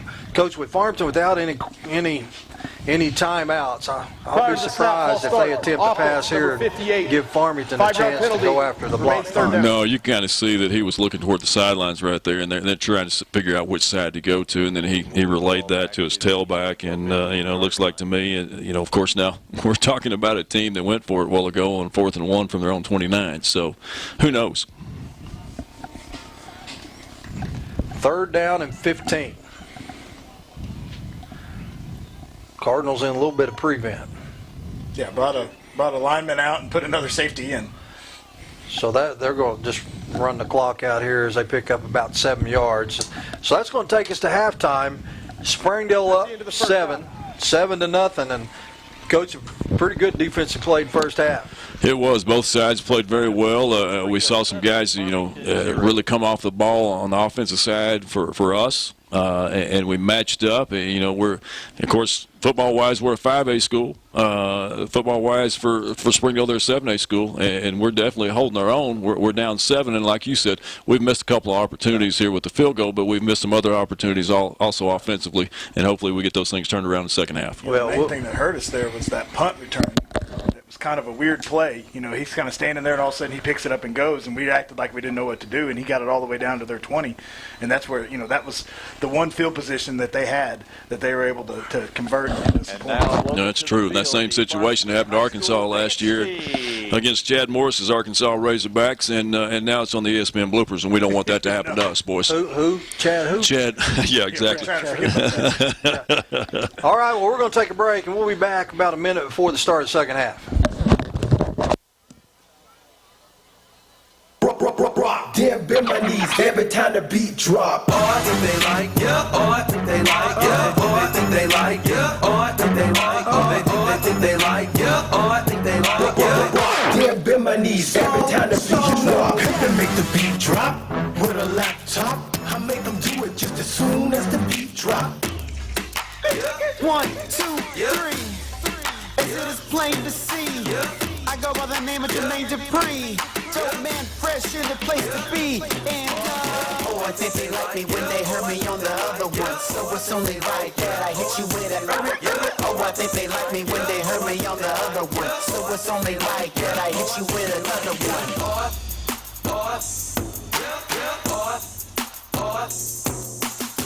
I think they like, I think they like, every time the beat drop.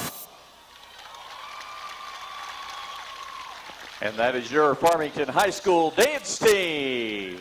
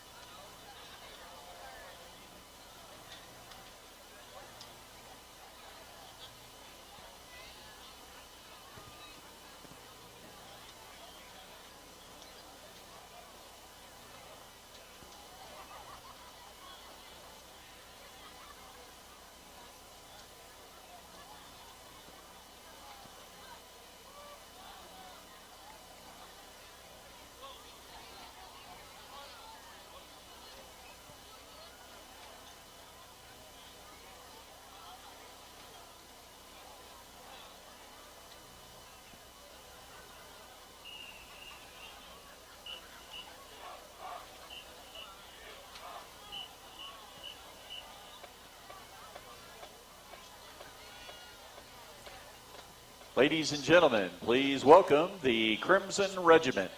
The band is still under the direction of Jim Spillers, Todd Mitchell, Jason Edwards, and Kristen Catronio. The regiment is under the field command of drum majors Nicole Holt, DJ Smith, and Hunter Wilson. The competition show this season is Secret Agents, and we open with the theme to the 1964 TV series Secret Agent, featuring senior trumpet soloist Ben Villa.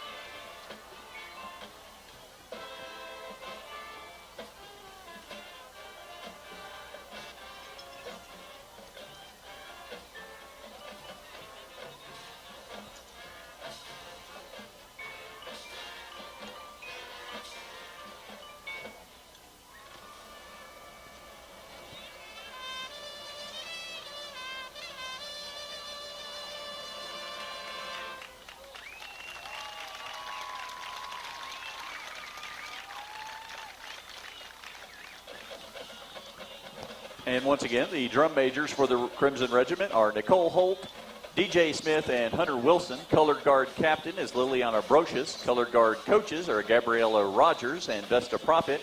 Majorette coach is Jocelyn Seals. And band techs are Scott Wood and John Foshi. Thank you very much for your kind attention.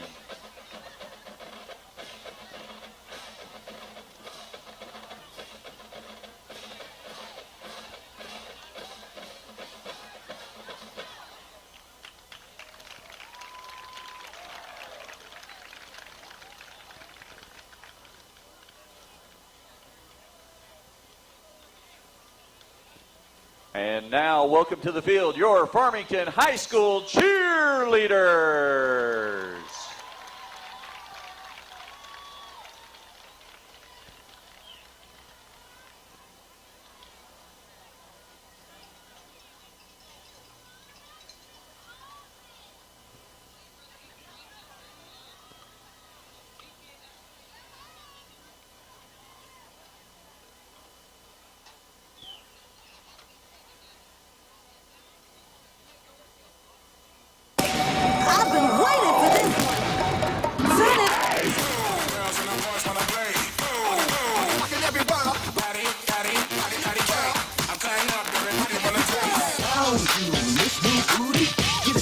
Bring it back to me. Hit the street club for about a month or two. Put his hands on it, dance to you. Clap. Make it clap. Drop it, drop it, drop it, drop it, drop it, drop it. Girls and the boys wanna play. Rockin' everybody. Body, body, body, body, body. Everybody wanna play. How you miss me, booty? Get it together and bring it back to me. Hit the street club for about a month or two. Put his hands on it, dance to you. Clap. Just make it clap.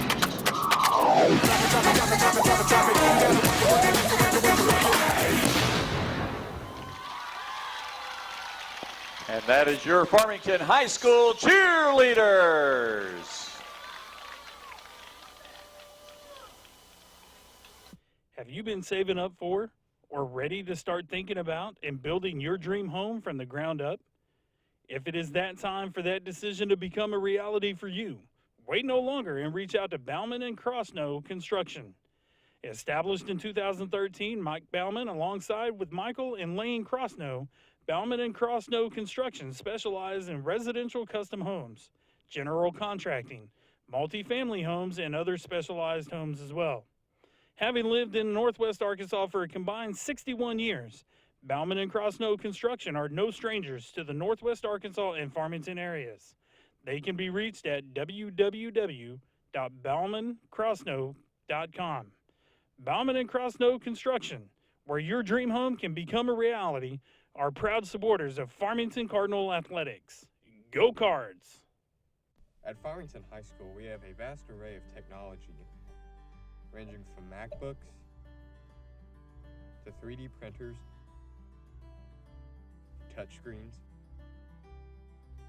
and various broadcasting equipment to show sporting events, concerts, and pep rallies in the highest quality possible.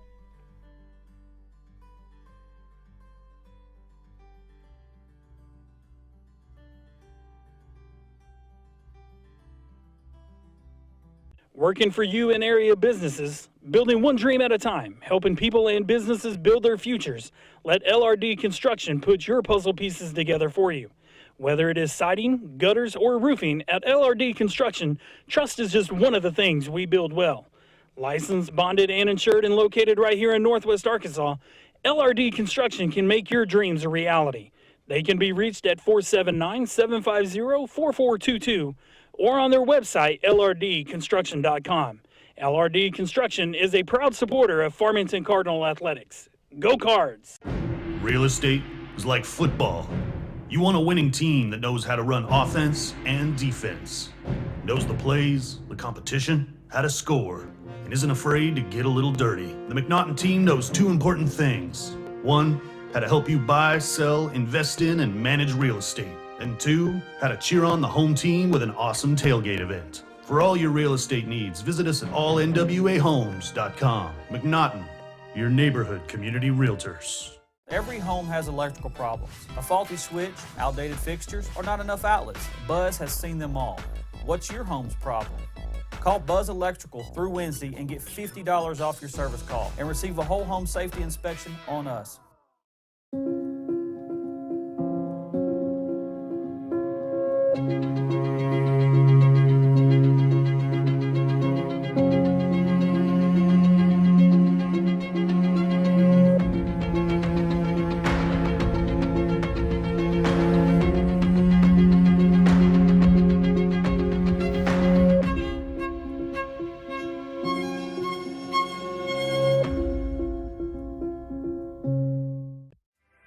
Zing Broadband is a proud sponsor of area schools and is excited to offer incredible fast internet speeds.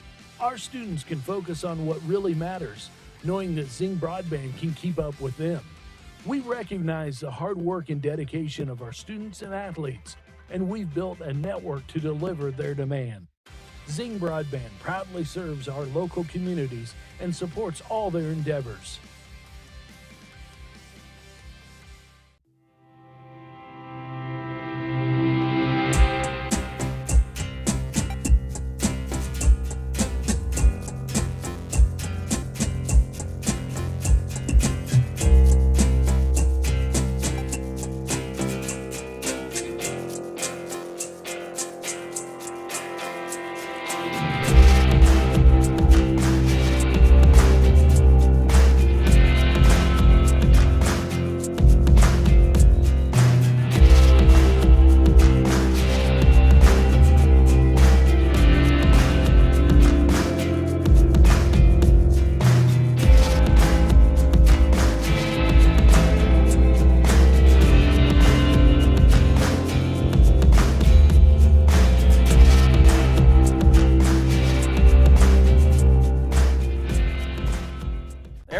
has electrical problems. A faulty switch, outdated fixtures, or not enough outlets. Buzz has seen them all. What's your home's problem? Call Buzz Electrical through Wednesday and get $50 off your service call and receive a whole home safety inspection on us.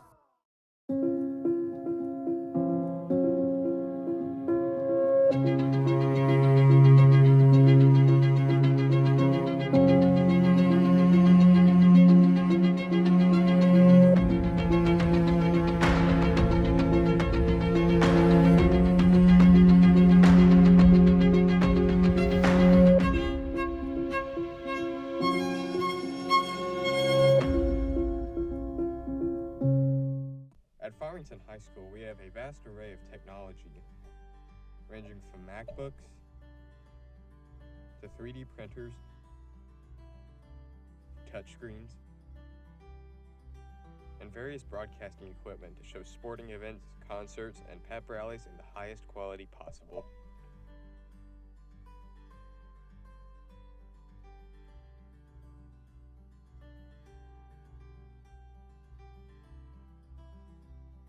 Here at Farmington, we take our athletic program seriously. We strive for greatness in every sport, whether it's baseball, softball, football, basketball, volleyball, golf, track, cross country, cheer, dance, or tennis. We settle for nothing short of excellence.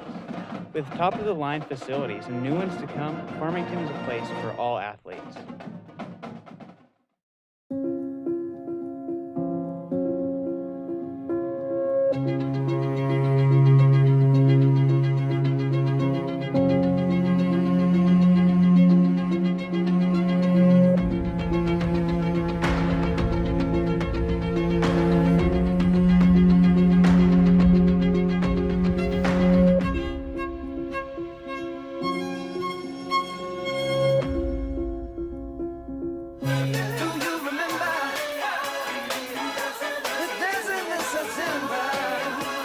Enjoy juicy burgers, fresh seafood, flavor-packed salads, and more from the new Flying Burger and Seafood on MLK Boulevard in Fayetteville.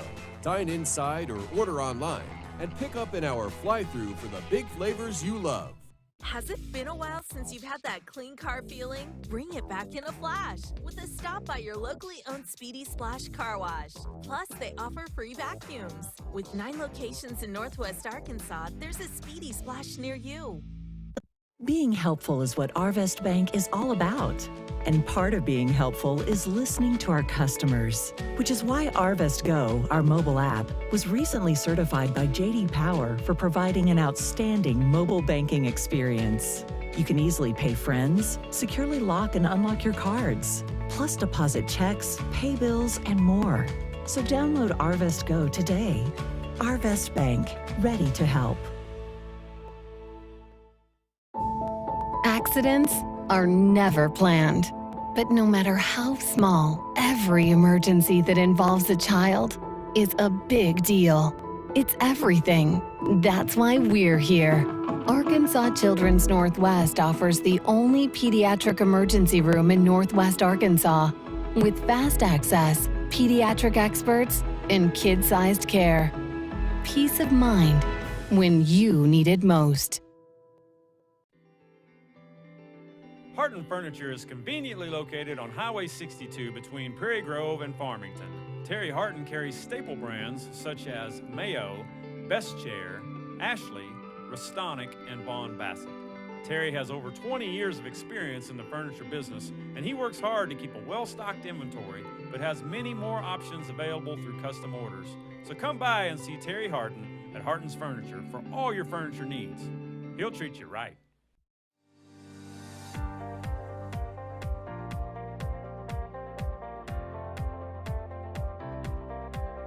Are you in the market for some exterior or home improvements? Is your home ready for new siding, gutters, or metal roof, or asphalt roof? Do you need a new metal building or a shop? Give Foster's Exterior Solutions a call today. Locally owned and operated right here in Farmington since 2008, Foster's Exterior Solutions is a proud supporter of Farmington Cardinal Athletics. Hello, this is Kerry Pitts with Foster's Exterior Solutions. Please give us a call for all your roofing, siding, and gutter needs. We're at 479-445-9799. Go Cardinals. Ozark Dermatology offers full medical, surgical, and aesthetic services. Our team offers comprehensive care for medical and surgical conditions for adults and children. Our experienced, board-certified physicians and highly trained physician extenders provide state-of-the-art diagnosis, treatments, and procedures in a relaxed and compassionate setting. Let Ozark Dermatology be your path to healthy skin. Visit any of our 3 convenient locations in Northwest Arkansas. Every home has electrical problems. A faulty switch, outdated fixtures, or not enough outlets. Buzz has seen them all. What's your home's problem? Call Buzz Electrical through Wednesday and get $50 off your service call and receive a whole home safety inspection on us.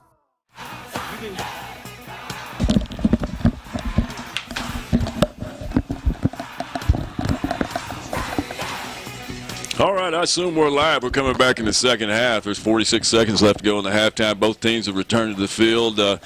From up here in the press box, you're looking left or right. Springdale will be on our left side, and Farmington will be on our right side.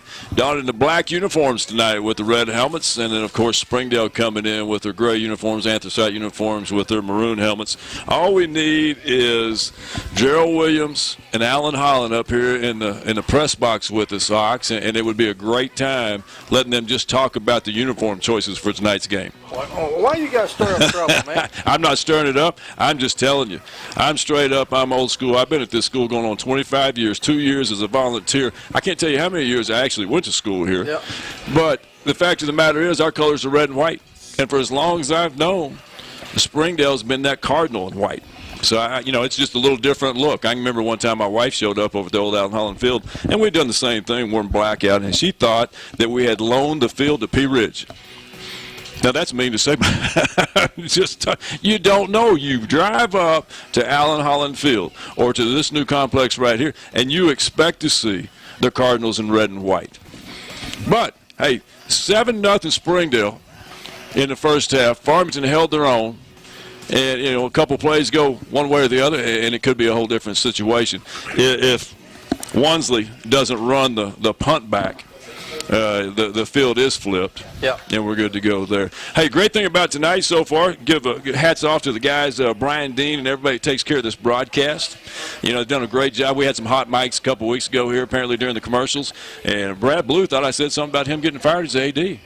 God love him. I love Brad Blue to death. What we said is he should have been fired. He should have been fired. That's what we were talking about. That was a joke that we started out. It wasn't no joke. And then we went serious about it. Yeah, he should have been fired. There's many times I went in and put my feet up on his desk, and I said, there's nothing I can get fired for. You've done it all. So there we go. Hope you're listening tonight, Brad Blue. We miss you over here as an AD big time, and I hope you're enjoying being a fishing guide. Can you imagine that?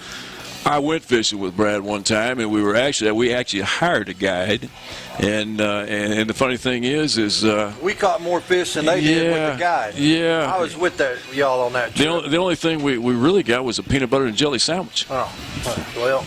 That was we pulled over on the bank, and there we go. So yeah. Are we talking about Brad Blue? Yeah, we're talking about Brad Blue. There you go. Yep. There you go.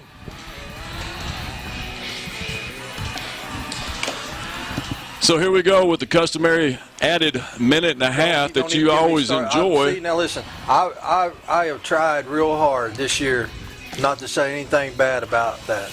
We've had great weather. On Friday nights, we have had great weather. No, we didn't. We had 2 hours of lightning delays last week. What's great about what that? I'm talking about, I was watching the big screen. A while ago when you said big screen, the very first thing I thought of was me last Friday night calling you and texting you while you're sitting up there in the press box at Prairie Grove and pretty much just having a great time, giving you a hard time. Yeah, we had like 2 hours of lightning delays. Well, I'm not going to lie to you. The first hour I was sitting in Kobe. We had dinner at Kobe. Then we made it back to the house, and you were just getting ready to start the game. So you went out to eat last Friday night? Well, I couldn't get part of the 200 tickets. They're only going to allow us 200 tickets to get into that little field over there. Smallest Farmington Prairie Grove crowd ever. Oh, and the thing of it is, and I understand why they wanted to play there, but why not come over here? We're going to give you the gates. We'll take concessions. We'll give you the gates. We'll work the field, and we can get a lot more folks in as far as people being able to see the game. We're a lot more spread out here, but I understand. Danny got his 200th win over there, and that's the way they wanted it to be. And me being me. I'm just telling you, that's like somebody asking me to go to Shiloh and watch a game. I don't want to go up there. No, I don't blame you. I don't blame you. You and I are from here. We understand that. Jared Morrison grew up here. Same situation. Yeah. So Cardinals are going to kick off to start the second half. Cardinals you go in the locker room, and defensively, you talk about, boys, hey, we did some good things defensively. We got to keep that up. Offensively, real good job getting to the 20. Now we got to start cashing that in. No doubt. Jared Morrison came in here and he pointed to the window here where I have a bunch of stuff written, and he says, Ladarius Wansley is out of the ballgame? That's what we heard. That's what we heard at halftime, is that he's not coming back. Here's a pooch kick. It's going to be fair caught at the 32-yard line. So that's a big loss for the Bulldogs. That's a huge loss for them. One thing about it, though, is the fact that they are a bigger school. They're going to have a lot of depth. But I'm telling you right now, he was playing that field corner on the first half. So I'm going to say, if we're going to go vertical, we need to go over there at his replacement. Here comes the Bulldogs. Phipps is going to line up in the shotgun. 2 receivers to the near side, 1 to the far side. Got the slot over here on the near side. Cardinals showing blitz. Here they come right up the middle, and they're going to have them tackled right at the line of scrimmage. And the running back looked up and saw Tayron Swift coming in, and he says, I think I'm going to run over here to where Gardenhire's at. We were in the first half, we were locking on Wansley. We had one guy locked on him, that's Josh Cartwright, all the time. Now it kind of frees us up. We don't have to do that since he's out the second half. Cardinals jump in the neutral zone, but they get back. Yeah, I don't think the quarterback should be able to clap like that, because that feels like you're coming forward to me. I think that's cheating. It wouldn't be football if Morrison wouldn't be complaining about officials. So, and I'm not trying to, I'm just, what do we do offensively? I don't pay attention enough. Do we still call it cadence? Yeah, we still have a cadence. Go, set, hut type cadence. A lot of them have gone to a clap, though. Clap on, clap off. 3rd down and 8. You say that, and the lights are on tonight. Jared, did you get the lights earlier tonight, or did you delegate? Turned those on for me. There you go. See, I took it you're on becoming a myself much to better turn them leader. on. You are delegating responsibility. I like it. I turned the Quarterback's got a little running room, and Cooper, or Gardenhire, comes up and closes that off, makes him throw the ball. It falls incomplete. So that'll force the Bulldogs to punt here on their first possession. And Danners Wiley was actually open and heard some footsteps and didn't exactly go full tilt to try to make that play. Danners got 12. Hold on. No. Wiley, he was the one that got hit with that penalty in the first half, so he may remember that. Somebody owes him some payback. Do we have 12? We got 12 out there, fellas. Do we have 12? I counted. Did I miss one? We got 11 on the line of scrimmage. 2, 4, 6, 8. No, there's 10 out there. 2, 4, 6, 8, 10. Well, I mean, it's tough to see with those uniforms, but those red helmets still stick out. I'm sorry. No, I'm not.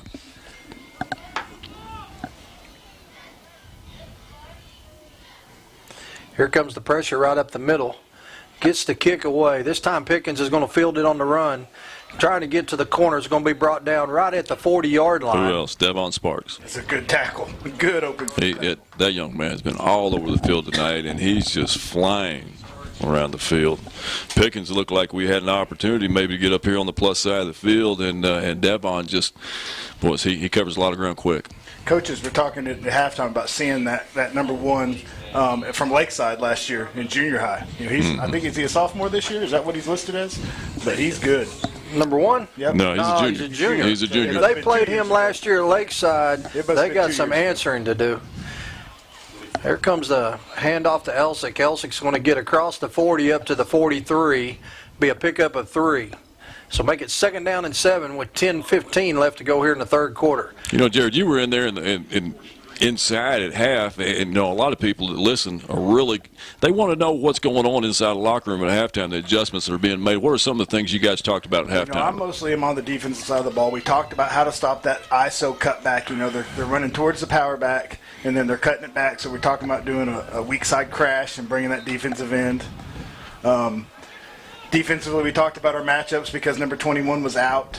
Really, we don't have a lot of adjustments to make defensively. Offensively, what? Offensively, I wasn't in part of that huddle, so I can't tell you that one. We hope from now on that you will jump in on offense. No, I'm kidding. Loss of 6 there on the quarterback keeper.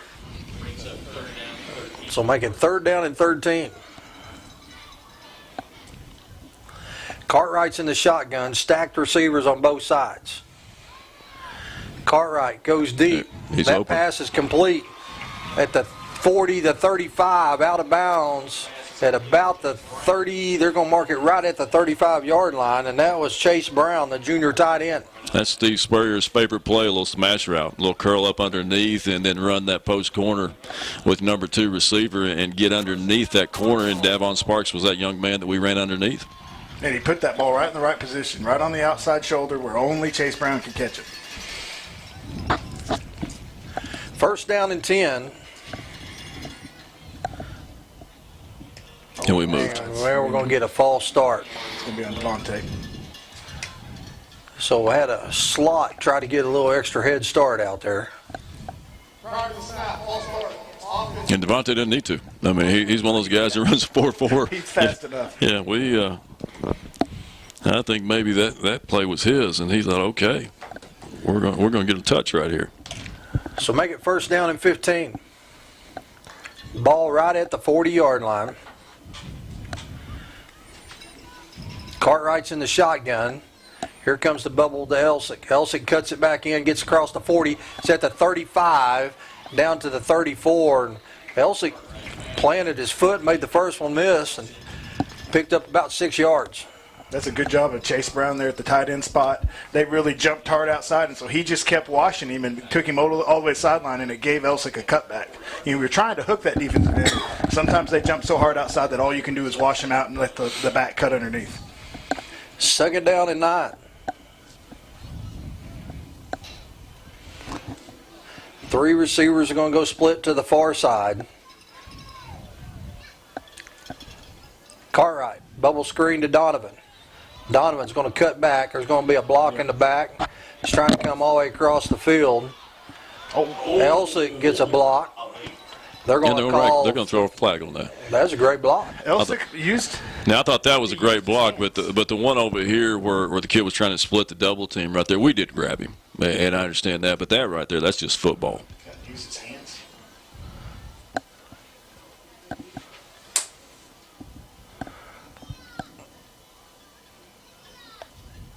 During the run holding on the offense, number 11, that penalty declined. Personal foul, blindside block, offense number 24. 50 yards from that spot. You know, that used to be a great block. You'd get a little skull on your helmet for that now, you know, with concussions and everything they're worried about. That's called blindside.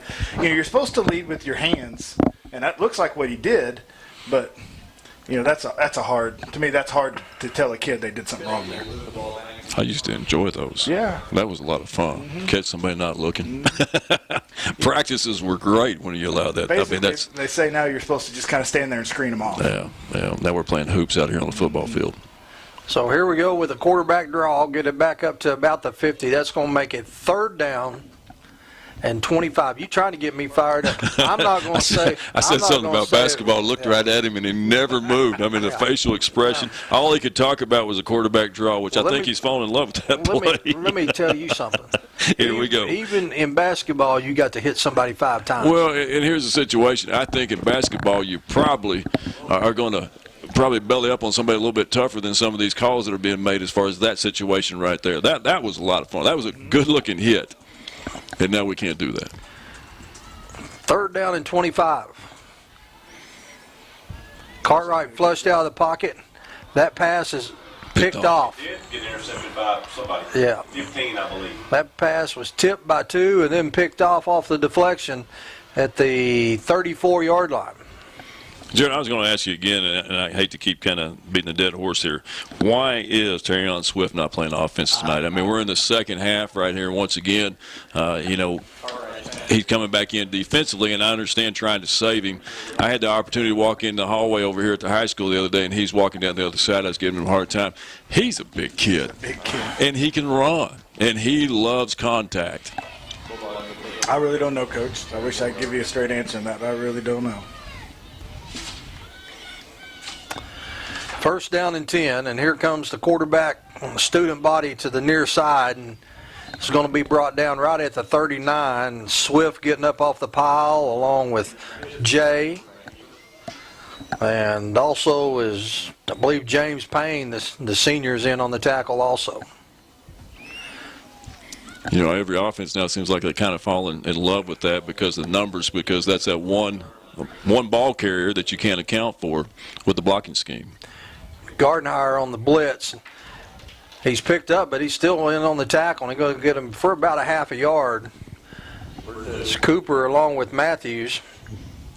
Well, I'll tell you what, for a sophomore, I mean, he's having a good game. I've not really called his number much in the game against Heritage, but he's all over the field tonight. It's good to see him. I mean, being a sophomore, I just think the growth that he's going to have over the next 2 years.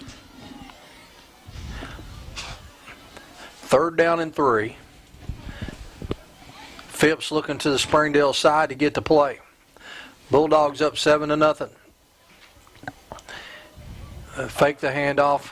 Now they got him out here in the flats. Jay's going to knock him out of bounds at about the 49-yard line.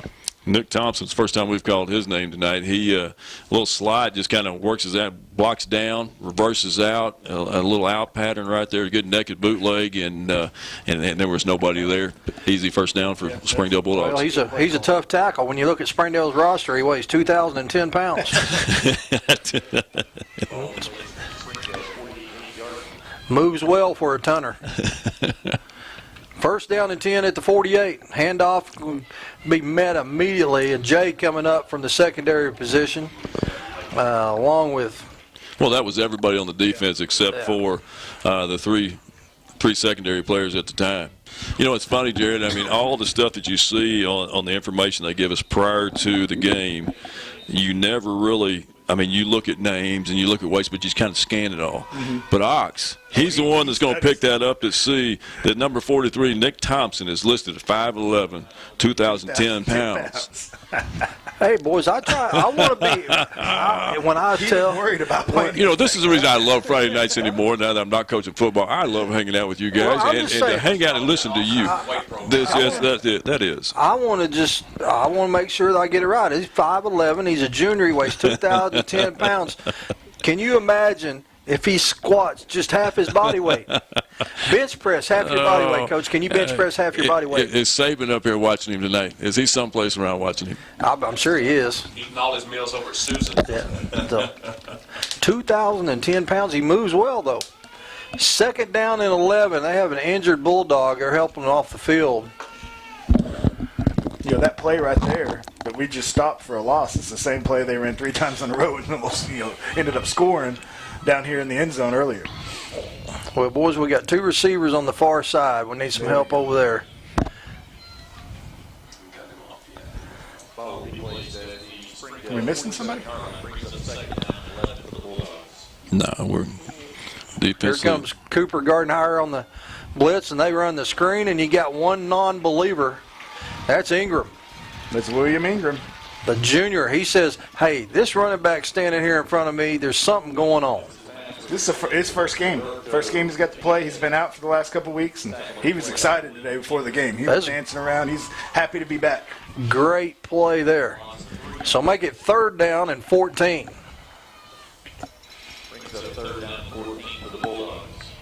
2 receivers to the far side, 2 to the near side. Phipps is in the pistol.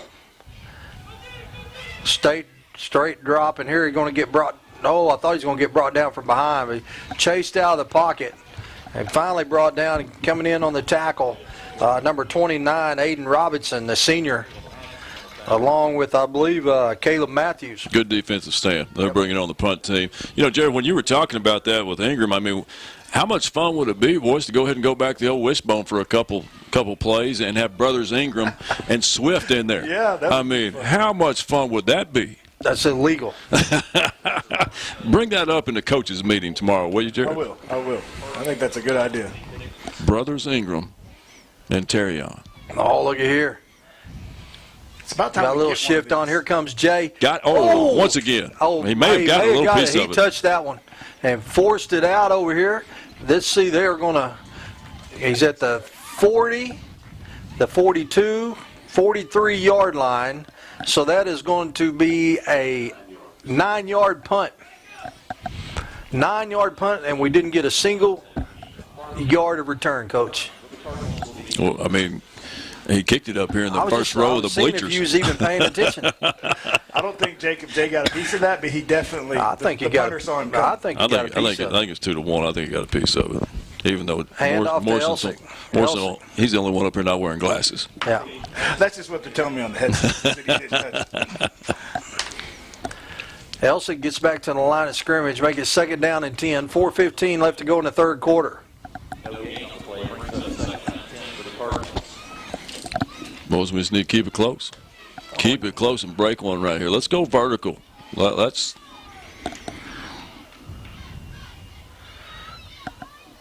Cartwright's up under center. He's still got 30 seconds, so he can talk out whatever he needs to talk out. Hand off to Elsick. Elsick rolls off a tackle at the 39 across the 40. Going to get back to about the line of scrimmage. It's going to make it 3rd down and 10.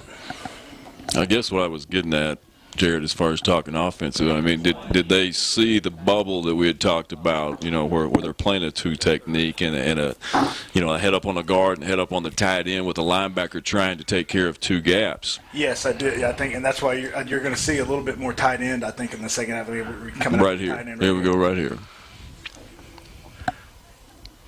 There, we're open vertically. It's a touch. There it is. Donovan at the 30, the 20, the 10, 5, touchdown. And there you go, Coach. They faked the bubble screen, and Donovan had slipped in behind everybody. There was nobody within 10 yards of him. And, Coach, they're right there. Here you go, 57-yard touchdown pass. Just keep it close. Good things going to happen. And we talked about going vertical, a little double move, a little stop and go, and made them look silly in the secondary. And that's a play we've talked at halftime about them running in the second half, and then here we come out and run it. You know, that and the wheel route are 2 things that they like to run that we really haven't seen. Well, when you have a kid like Wansley sitting over there, I mean, the playbook is open for them. And I can't believe there was not a whistle. I don't see a flag or anywhere. anything. That's I don't get it. Yeah. I don't understand. Mike Adams is standing out there about the 19 with his arms down at his sides, and what was that? I mean, they're standing back there shaking hands with their snapper or with their holder. I think we all swallowed a whistle and we lost the yellow hankies. Yeah, I think so. Well, you know, they've only on that. I think they've only got 1 official that's looking down the line because you got 2 up underneath the goalpost, and he's on the far side, and he just stood there with his hands, with his arms folded, didn't do anything. I'm going to say he was looking up at the stars or something, enjoying the Farmington night, but he wasn't looking at what he's supposed to because that was. He's clearly offsides. Clearly. So the field goal is no good. So Cardinals still trail by 1, 7-6. 3:11 left to go here in the third quarter. Well, you know, Ox, they told us early on, you know, here's the situation as we, this bunch right here is going to be incredibly athletic, and we were kind of concerned. And here we are in the third quarter, 7-6. Here's a pooch kick, again, going to be fielded fair caught at the 29-yard line. Oh. I mean, think of it from this standpoint. You're sitting here with a 7A school, 6A, whatever they are. 6A, Coach, or 6A. Okay, whatever they are. We're 4A. And then we're 4A if that's the case. No, we're 5A, Coach. We're not expected to win this game. You know, and I'll be honest with you. Why are we scheduling them? But then all of a sudden here we come out and we're playing 7-6, and we're holding our own, and we have equal size. And we've left 7 points on the board. Yes. Yes. So, first down and 10. The ball at the 29-yard line. Snap is on the ground. They pick it up, get it handed off. And in on the tackle, getting up over on the far side. I believe that's Gardenhire again. I think so.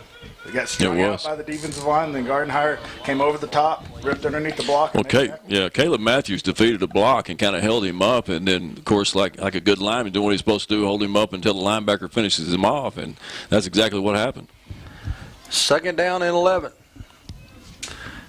Phipps in the shotgun. Here comes the quarterback keeper.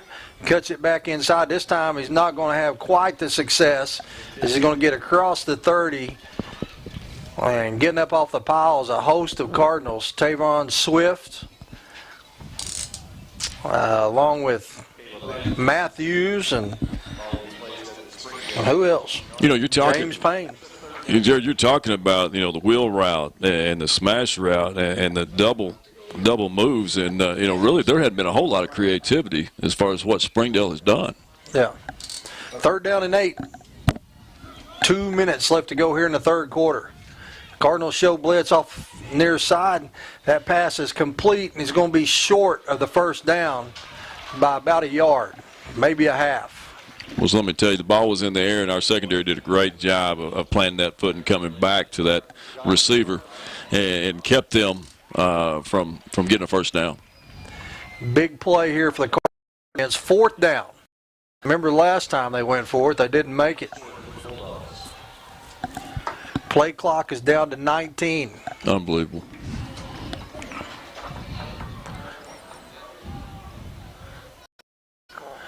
Quarterback keeper, and there's going to be a flag. Looks like a false start. Prior to the snap, false start, offense number 6. 5 yards to the previous spot, remains fourth down. So now that pushes them back, and looks like they're going to bring the punt team in.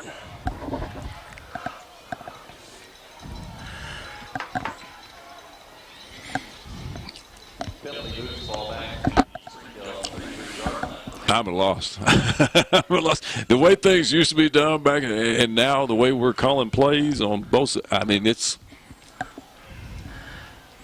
Tate Pickens is back, and he's going to try to fair catch it.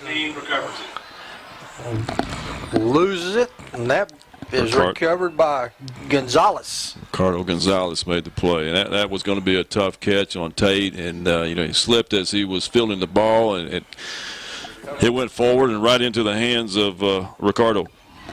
Well, Pickens had one that ran right by him as he was coming up for it and broke his concentration a little bit. So Cardinals with a turnover.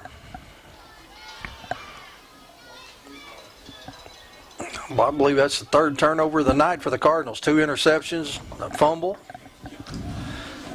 not to mention turnover on downs. So first down and 10 for the Bulldogs at the Cardinal 39-yard line.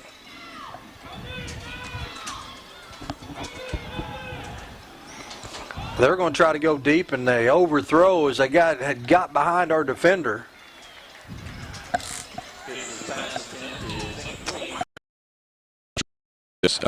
Yeah, I can't read it. I can't tell you who it was out there. 6. I can tell you number 13. Parker Jones was on defense. Parker Jones.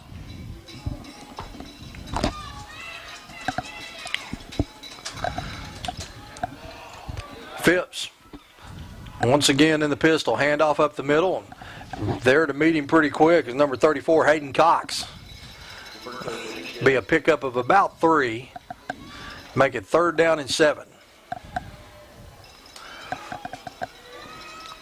I'm sure Springdale's probably in a 2-down territory, 4-down territory. Cardinals football players trying to get the Cardinal fans fired up. 7-6, 40 seconds to go here in the third quarter. Very defensive, struggled game. Ingram on the nose guard. Here he comes. Ball's on the ground. It's going to be recovered by Springdale. So that's going to make it fourth down. Fourth down and 11. Make it fourth down and 12.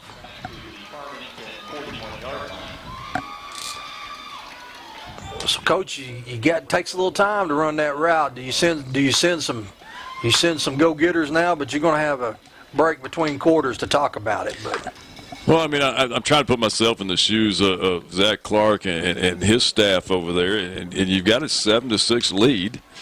You know, whether you had the ball on the 39 when it was 4th and 1, or you have the ball on the plus side at the 41. I mean, flip the field. You know, pin us deep would be the logical thought. He's going to go for it, looks like to me, which works into our hands, you know, and that's what we want. We've kind of enjoyed the way he's called plays over there on the other side of the ball tonight. It's been helpful to our defense, and hopefully he does that again right here, because secondary-wise, I like what we're doing. I like the way our linebackers are playing. I like the way we're coming off the ball defensively and coming to get you.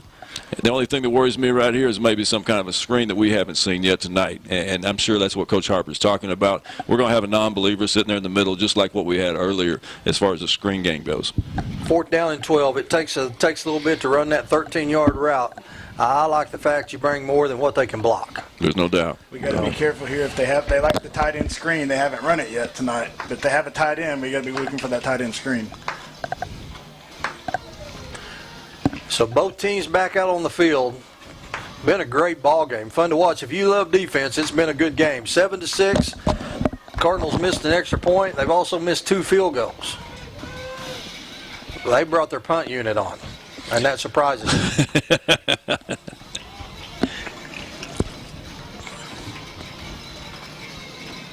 There's the snap. That kick is going to get into the end zone.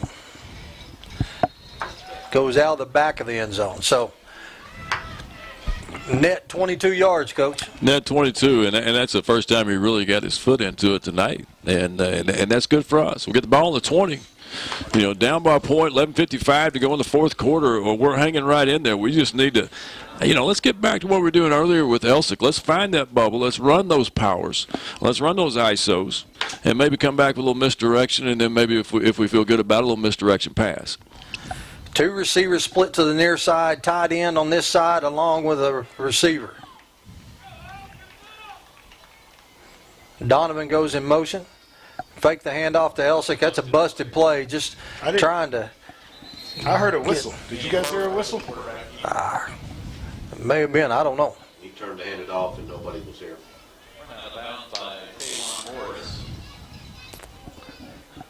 Looks like you're going to give him a yard.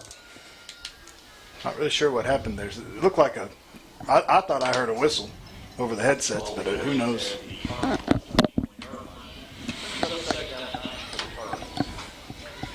Second down and 9. Clock stopped at 11:49.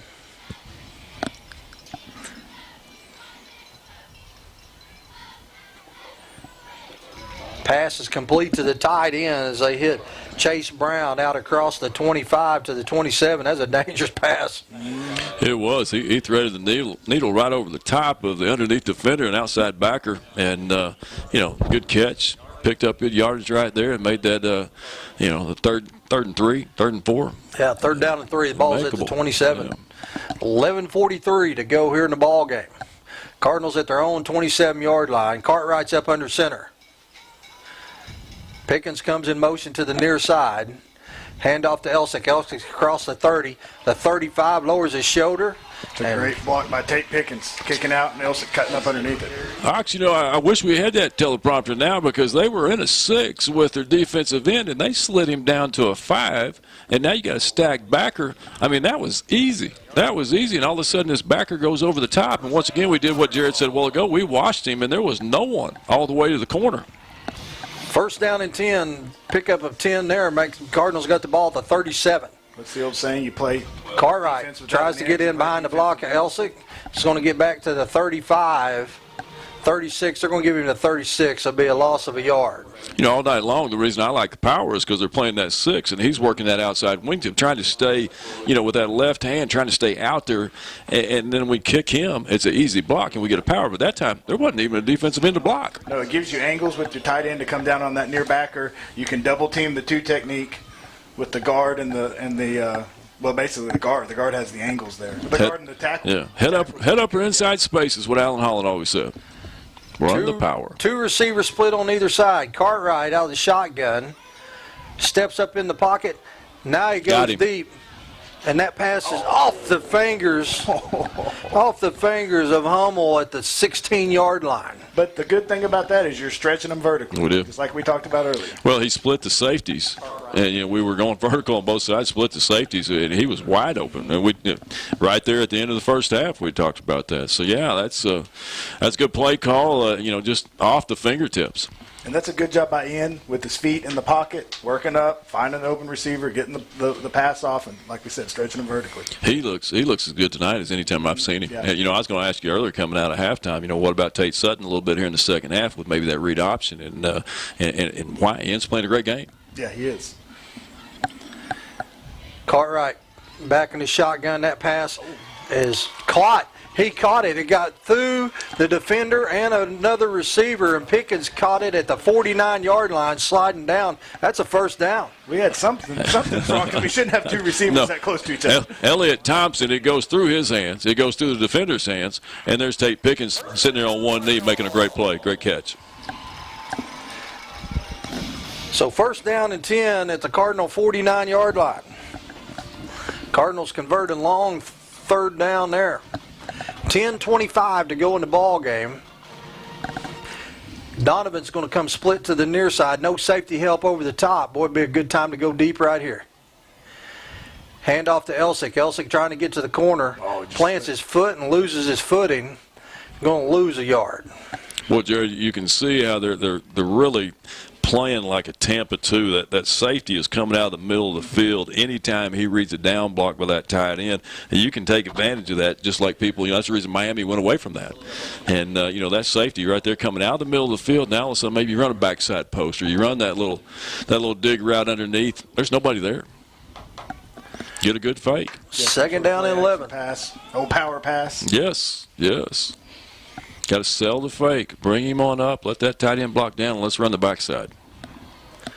Three receivers split to the far side.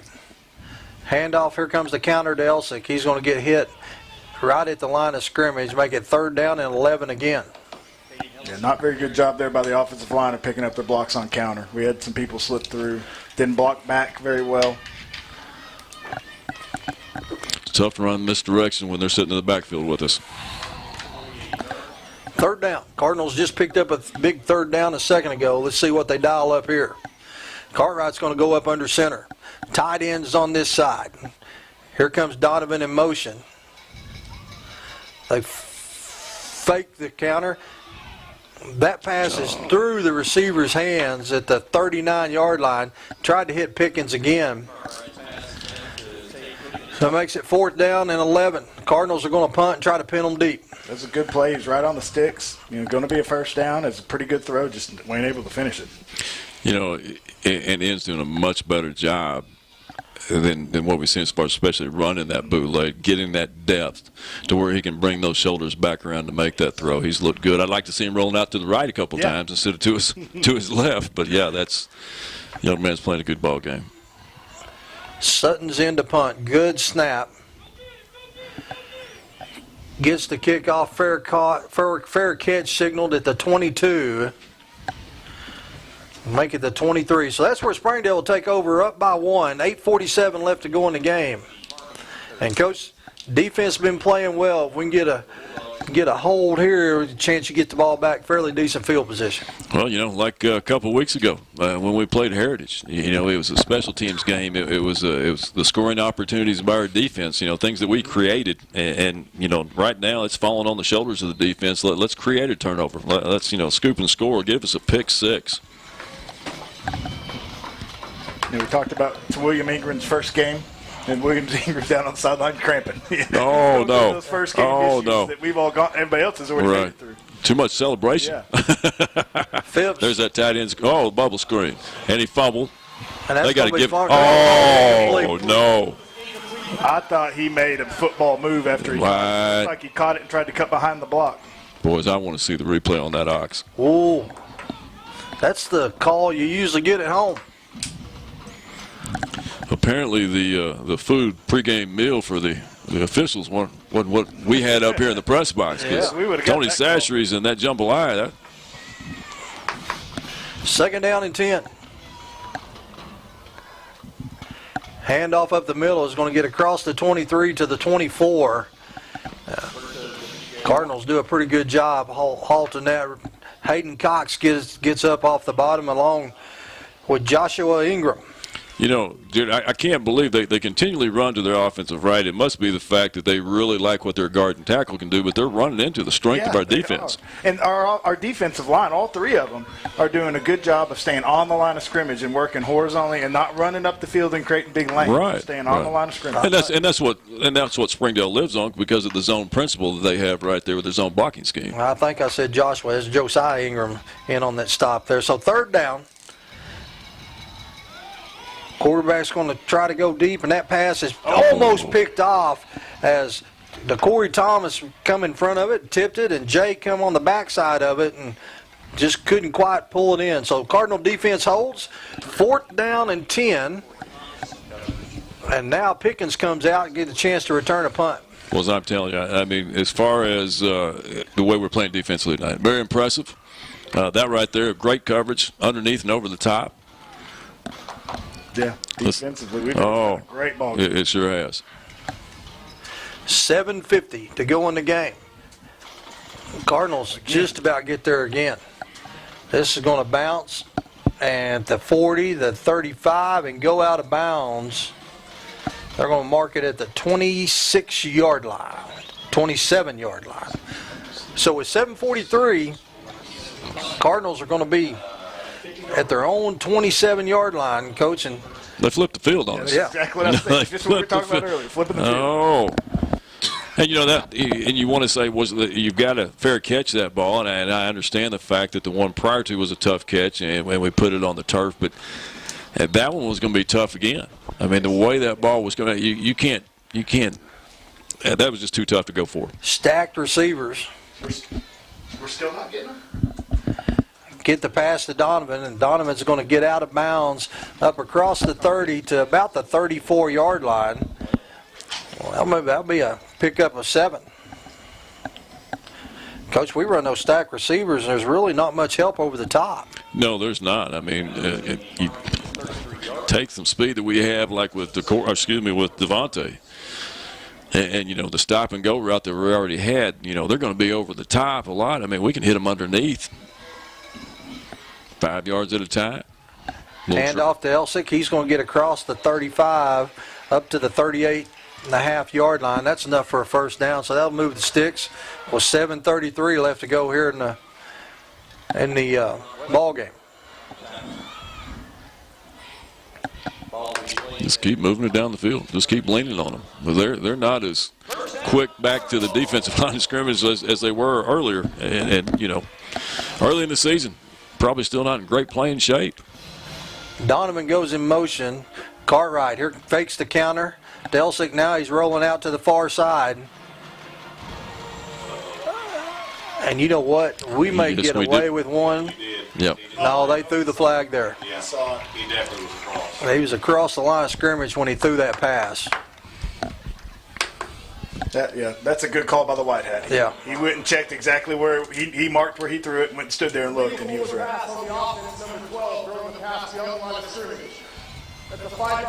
So that pass was complete, but it'll be brought back, and that'll be a loss of down. 5-yard penalty and a loss of down makes it 2nd down and about 13. And if you're asking why that's not a 2nd down and 15, they mark it from the spot where he threw it. So 2nd down and 13. Cartwright's going to be in the shotgun. 2 receivers split to the near side to the wide is 1. Hand off to Elsick. Elsick with a cutback at the 40. The 45 trying to get to the outside. He's at the outside at 50. 40. 35.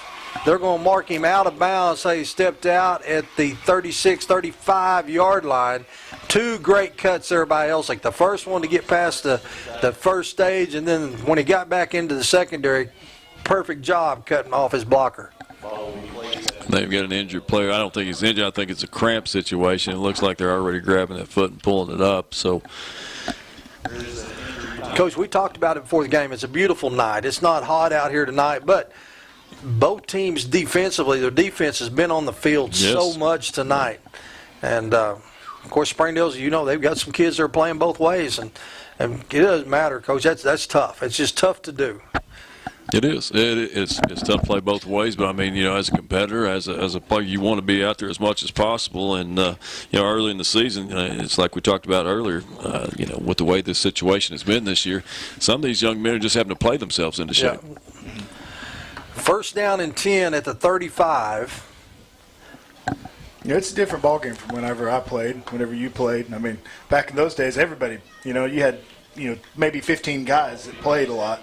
And, my senior year, I don't know if I came off the field. But it's not that way anymore. Well, the big thing back in the 80s is you didn't have receivers stretching the field like That's you do true. now. So that is it. Here we are in the shotgun. There he goes. Oh. And Pickens had to turn into defensive back on that one. Yes. So they tried to hit Pickens going deep, and the safety come back over the top, and actually had a better shot at it than Pickens did. So tried to go back to the same play we scored on, a little pump fake, and then hit them on the fly. Second down and 10. 6:53 to go in the game, Coach. Well, as I'm telling you, I mean, let's keep leaning on them. Let's keep running that ISO and that power. It looks like we're going to spread out again, and here we go with it, a little misdirection. Great job by Elsick making move. two miss Yes. in the backfield. He's going to be just maybe a half a yard shy, maybe a yard. Let's call it third down and 1. But he made one miss in the backfield, and then another one missed at about the 32, 33 Actually, yard line. it looked like to me we had a couple missed blocks, and he just, swivel hips. There we go. Yep. Yeah, I don't know if we have anybody to block back on that defensive end. We're running that without a fullback. That's Pulling the guard and the tackle. Either we were misaligned, or somebody missed an assignment. Or it was supposed to be a counter stay where our tackle didn't pull and he pulled anyway. Something like that. Third down and 1.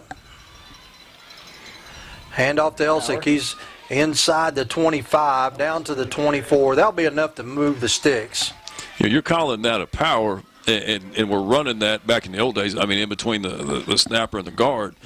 Do we not open crossover plant and really kind of get outside of that tackle? We should. I mean, because that's where our bubble is that we were talking about earlier, and it sure looks like it's almost, are we telling Elsick to get back inside? No, I think he just saw that defensive end crashed and he saw a gap and he got it for the first down.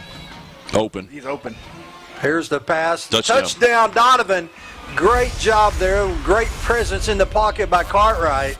And you had Pickens breaking open on the near sidelines, and Donovan ran the slant, and he was wide open. Touchdown, Cardinals. Boys, you go for 2 here? Yeah. Oh, most definitely. Yeah. So here comes the Cardinal offense back out on the field.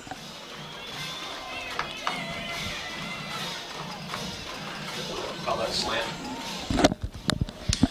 Boys, we might want to count them. There's a slant or a little skinny post. Yeah, let's burn one right here. Let's make sure you got the this is a right pretty down important players play. on there. Yep. So 5:46 left to go. We'll take a quick break, and we'll be right back. Working for you and area businesses, building one dream at a time, helping people and businesses build their futures. Let LRD Construction put your puzzle pieces together for you. Whether it is siding, gutters, or roofing, at LRD Construction, trust is just one of the things we build well. Licensed, bonded, and insured, and located right here in Northwest Arkansas, LRD Construction can make your dreams a reality. They can be reached at 479-750-4422 or on their website, ldconstruction.com. LRD Construction is a proud supporter of Farmington Cardinal Athletics. Go Cards! Real estate, No, I've got an orange one. Oh. Is that it over? No, it's probably down in coach's office. All right, Cardinal fans, we're back. 5:46 left to go in the ball game. Cardinals just scored.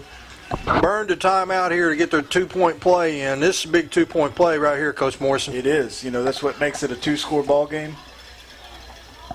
Forces them to have to go for 2. No, it does not. Makes if they it want to win. Well, either got scored twice or they got to go for 2 if they want to win. They're going to run the fade to Donovan. That pass is caught. Great job by Donovan. So make it 14-7. And the Cardinals take their first lead of the night with 5:46 to left to go in the ball game.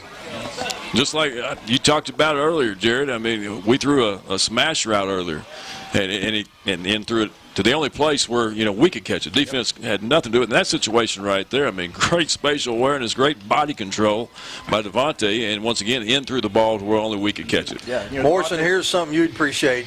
I watched the offensive line come off the field after play. Brody Hill is all kinds of fired up. This offensive line has played well tonight, but boy, now they are fired up. They have played really well. We've been able to run the ball. We've done pretty good pass blocking. Way better job offensively tonight. And it's good to see us move the ball down the field and keep our defense off and give them a little break. Yeah. So with 5:46 left, Springdale has all 3 timeouts. You're up by 7. You know now that you're pretty much going to have to stop them 4 downs. I don't look for Springdale to punt the ball. So Cardinals look for them to pooch kick here. And we were surprised a while ago when they punted. I was. I really didn't think they had a punter. Percentages, they needed to punt. But, I mean, if you're playing a percentage, but they'd went against it 2 times prior. So pooch kick, fair catch has not been signaled for. He's going to try to run it this time. And he's going to shoot a fair cut. Yeah. They're going to give him forward progress up to about the 32. He was a little timid there on trying to run that one back. So 68 yards away from pay dirt. Cardinals up by 7. Springdale still got all 3 of their timeouts left. So, we're going to have to get a stop, and then we're going to have to take a lot of time off the clock and if we get back on offense.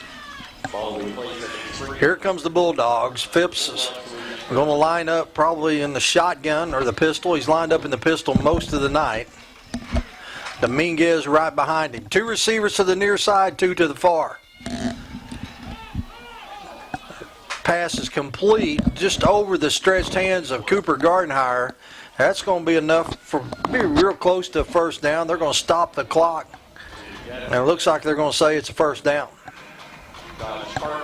That was kind of like the pass that we threw earlier, that we felt like we threaded the needle to get it over the top of the linebacker, and Phipps did the same thing right there to us. Like you said, Cooper almost got a finger on that. 3 receivers to the far side. First down and 10, the ball at the Bulldog 42. They're going to roll the quarterback out. He throws back underneath, and the pass is complete across the 50, the 45, down to the 43-yard line. That's another first down, and that pass was completed. I'm going to let you attack this one. Manjares. How about that, Coach? I'm going to say you missed it, but I'm all for you. You gave it a shot. I was going to let you have it. Asel Majerez? Majerez. Majerez, okay. Yeah, Mr. Majerez with the catch. Phipps in the pistol, Dominguez right behind him. Cardinals going to try to get a little pressure on them here. Here they're going to fake the handoff. They roll it out. That's pick off right there. Sure was. Off the fingertips, and then coming in and picking it up is Adian Robinson. And the Cardinals get a turnover. How about Aiden Robinson right there? I mean, he stopped on a dime. He saw the ball was tipped and picked it out of the air. That's an awesome play, boys. 4:53, like you said. Let's put together a drive. Yep. And let's keep it on the ground. This is where I think we need Brothers Ingram. Just hand it to him. And let's go in here a little wishbone action, and let's just go ahead and motor down the field. But, Aiden is the guy we're usually bringing. He's our rover. We're usually bringing him off the edge. Right. And we had him deep in coverage right there. I think we're running our purple, which is a 5 deep, 2 under. Here comes the quarterback keeper. Cartwright stay in bounds, cuts it back, and gets across the 40. It's going to get up to about the 42-yard line, make it 2nd down and 3. And this is where the experience of your quarterback to, sit in there and kind of hold things until, this clock runs down to under 10 seconds on the play clock. There we go. Spencer Adams is finally telling him, hey, look up the play clock. Stay in bounds. You bet. You could get the game clock down to about 4 minutes before you snapped it. So Cardinals break the huddle with 10 on the play clock. It's down to 5. Snap to Cartwright. Here he come on the counter. Elsick at the 50. 45. Great job there. Outstepped the tackle at about the 46-yard line, picks up another 10 yards. So it'll be first down and 10 at the Bulldog 45-yard line. Once again, I mean, the interior offensive line is doing a really good job of moving Springdale's defensive line, and then Elsick just gets into that second wave and running through arm tackles. You know, the young man's a strong guy, strong legs, and just keeps churning. And you're not going to get him down with an arm tackle. No, great job there. You got Brody Hill, along with, let's see who else is on this side right now. So you got Brody Hill and you got Andrew Wood. Wood. Taylor at the. Yep, that's Taylor. Here they come to counter again. Going to be stacked up at about the 46-yard line, and just about a half a step, Coach. If he make that cut to the back to this side, he may have had a little running room. Well, you know what Coach Morrison talked about earlier about our defensive line is the fact that we're staying parallel to the line of scrimmage. You know, we're working off that defender, but we're staying on the line of scrimmage and not running upfield and creating seams for the backs to get through. Exactly right now is what Springdale's doing. It's allowing Elsick to get through and find those seams. They're running up the field. We're washing them and taking them that way. Mm-hmm. And all of a sudden, Elsick gets into that second wave, and like we said, you're not going to bring him down with an arm tackle. Yeah, they like to run up the field, and so those traps and counters are good because it creates lanes. It gets them coming up the field. We can kick them out. We can cut back up underneath. You just have to get on those backers. Yep. Got to put pad on a pad and get on those backers. So Bulldogs call timeout, and Coach, I know we've talked about this a bunch tonight, but big difference this week in offensive line play versus last week. Well, you know, we've got some starters back, and nothing against anybody that's been there the last couple of weeks, but we're coming off the ball, you know, and it's good to see. We're reestablishing the offensive line, the line of scrimmage, and Ian's doing a good job of controlling the game. The one pick that he had, was tipped. I can't blame him on that one. Cartwright's up under center. Hand off to Elsick. Elsick, the ball's on the ground. No. And let's see who comes up with it. There's a scrum for it. I think Springdale may have it, but let's see who comes up with it. Springdale's got it. One thing we couldn't afford right there is the turnover. I mean, that's what we got to hold on to the football. 15 recovered it. Westbrook with the covered fumble from Springdale. So Springdale will set up with 3:12 to go in the ball game, and they'll have it on their own 45-yard line. Again, some more pressure on the defense's shoulders. Got to stand up here, play like we've been playing the whole second half. Just come out and don't let the sudden change get under us and get us down. We just got to come out pumped up like we have been. Got a Springdale player down on the near side here. So we'll take a quick break and we'll be right back. It's like football. You want a winning team that knows how to run offense and defense, knows the plays, the competition, how to score, and isn't afraid to get a little dirty. The McNaughton team knows two important things. One, how to help you buy, sell, invest in, and manage real estate. And two, how to cheer on the home team with an awesome tailgate event. For all your real estate needs, visit us at allnwahomes.com. McNaughton, your neighborhood community realtors. Every home has electrical problems. A faulty switch, outdated fixtures, or not enough outlets. Buzz has seen them all. What's your home's problem? Call Buzz Electrical. All right, Cardinal fans, we're back. First down and 10. Bulldogs got it on their own 45-yard line. Both teams just trade turnovers. Cardinals trying to come up with a defensive stop here with 3:12 left. We've put it on the defense all night long. Another chance for them right here to be heroes. That's the tailback out of the backfield over here. You have wheels by the tailback. Now look at that. Look at that. Javon Swift says, you got to get rid of it quicker if you're going to throw on me. Swift got him sacked back at the 38-yard line, 39-yard line. Clock keeps running down under 3 minutes. 2:50 left to go in the ball game.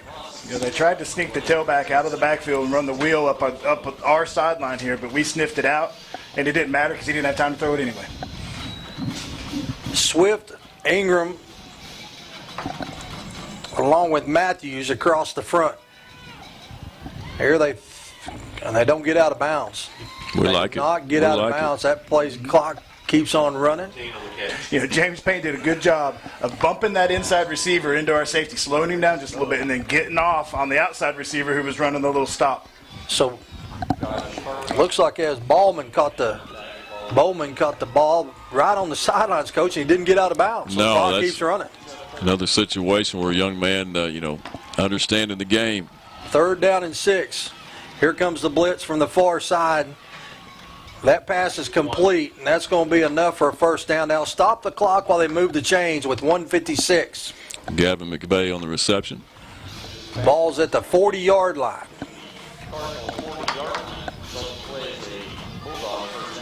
We'll get the change set, and the white hat will start the clock.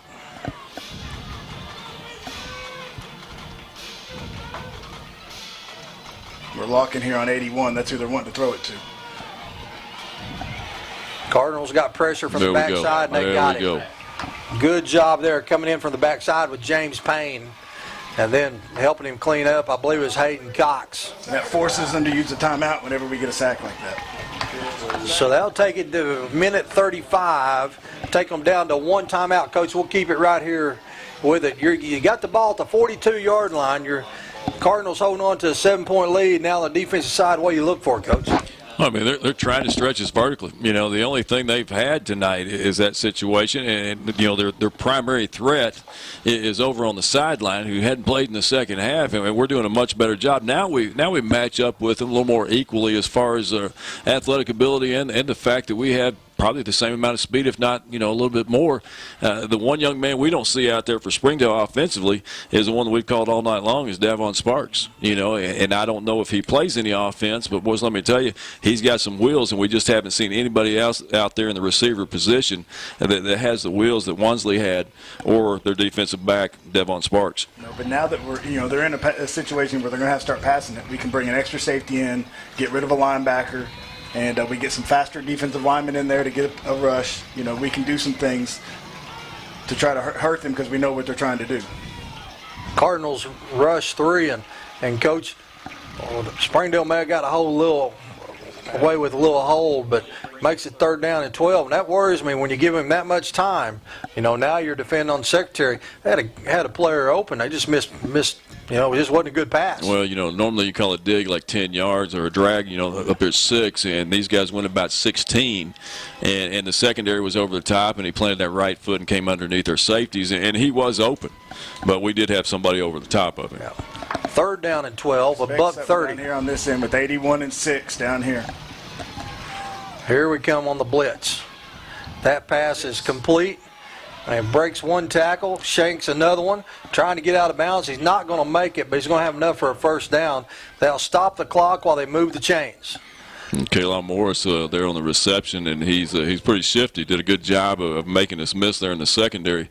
We need to keep him definitely pushed toward the white there on the sidelines. So now they'll start the clock. Springdale with 1 timeout left, the ball at the 26-yard line. Cardinals up by 7. High snap, pass over the middle, picked off by Jay. Jay's at the 20, the 25. Breaks across the field, the 30, the 35, the 40. Still on his feet, and is going to be brought down at the 40-yard line with 58 seconds left. I'm wanting him to get down. Get down, there's a flag. Let's see what the flag is at the 37-yard line. That come in late. It's not going to matter. That was 27, right? Yes, sir. Jacob Jay. Yeah, Jay with the interception, picked it off at about the 7-yard line. Hold offensive team, 50 yards from the end of return. First down. Add it on. 58 seconds. They've got 1 timeout left, and it was, hang on the football. This game's over with, and you get you a victory over a 7A school. 6A, Coach. Okay, 6A, 7A, 6A and everything else, including ping pong, and there's 7A out here. I just want to say this, defense played great tonight. Boy, they have. But if we was in 7A, we would have just qualified for the state playoffs. That's exactly right. We beat 2 of them. Yep, that puts us in the state playoffs. And all we have to do is win 1 to be what, the semis? Cardinals in the victory formation. Greatest formation in football. So they'll start the game clock, and the play clock will reset. Springdale's going to use their last timeout. Well, let's keep it right here. So now Coach, you go through your 3-game preseason, and you play Rogers Heritage, you beat them. You go play your rival, west of here, and you lose a tough one. But then you come back, you host Springdale, and you win them. So out of 3 games, Coach, what have you learned? Well, number one, it looked like offensively we had more of a plan. We came out and established ourselves on the ground, which opened up, the bootlegs. And we had some kids come back on the offensive line. You still have 1 or 2, definitely 1, that's going to come back and figure in. And I think offensively we're starting to find ourselves. I know that sounds kind of crazy, but, we can rely on those big bodies up front to lean on that defensive line. And you've got a strong running back in Elsick, and you've got Wills on the outside. So there's some things that we can do that we're definitely that we're getting better at. And going into the 5A season with Harrison here in 2 weeks, it's going to be a lot of fun playing those guys after playing these schools that are in the 7A classification. 6A, Coach. To get a little healthier. We haven't really seen Tate Sutton tonight. I asked at halftime. They said his shoulder's been a little sore. They just wanted to rest him. No reason to play him in a non-conference game. So he'll get a couple weeks to rest. We'll get Jackson Beaudry back on the offensive line, and that'll help us offensively and defensively on the line. We're going to get a lot of guys back, and we're going to get healthier. We're going to get better this next week. So I know you have a lot of input there on the coaches' meetings, and, I used to coach football years ago. I would hope that you go in there and maybe take my suggestion with brothers Ingram and Swift and put a little wishbone package in there for in the red zone. I would enjoy watching that. Let's get those defensive linemen that don't get any glory at all and put them back there and let them run the football, let them block for each other. Can you imagine those guys blocking for each other? As much fun as they're having defensively, let's put them back there in the wishbone. Let's see what happens. Why you got to be like that? I will campaign for it. I'm all for it. Just don't tell them it was me that made the suggestion, all right? Coach, game clock is down inside of 5. Cardinals are going to walk out of here tonight with a 14-7 victory, moved to 2-1, and I don't know if you caught it earlier, Coach Morrison talking about next week. We're off next week. We are. We have a bye next week. That's right. So it'll be 2 weeks, and I believe we play Harrison. It'll be right here, I believe. I think so. And going back to this one right here tonight, 40-29 had his game of the week, and I can't remember the young lady's name that's the sportscaster, but she turned this game as a professor versus a protege, and it looks like Professor wins tonight, boys. Yep. So, all right, Cardinal fans, Jeff Oxford, Coach Randy Osnes, Coach Jared Morrison. Appreciate everybody joining us. Everybody have a good day. To take place on the football field tonight. We do hope that we'll be able to put together a ceremony in the spring. Thank you very much for your cooperation by wearing masks tonight at the stadium. And please drive safely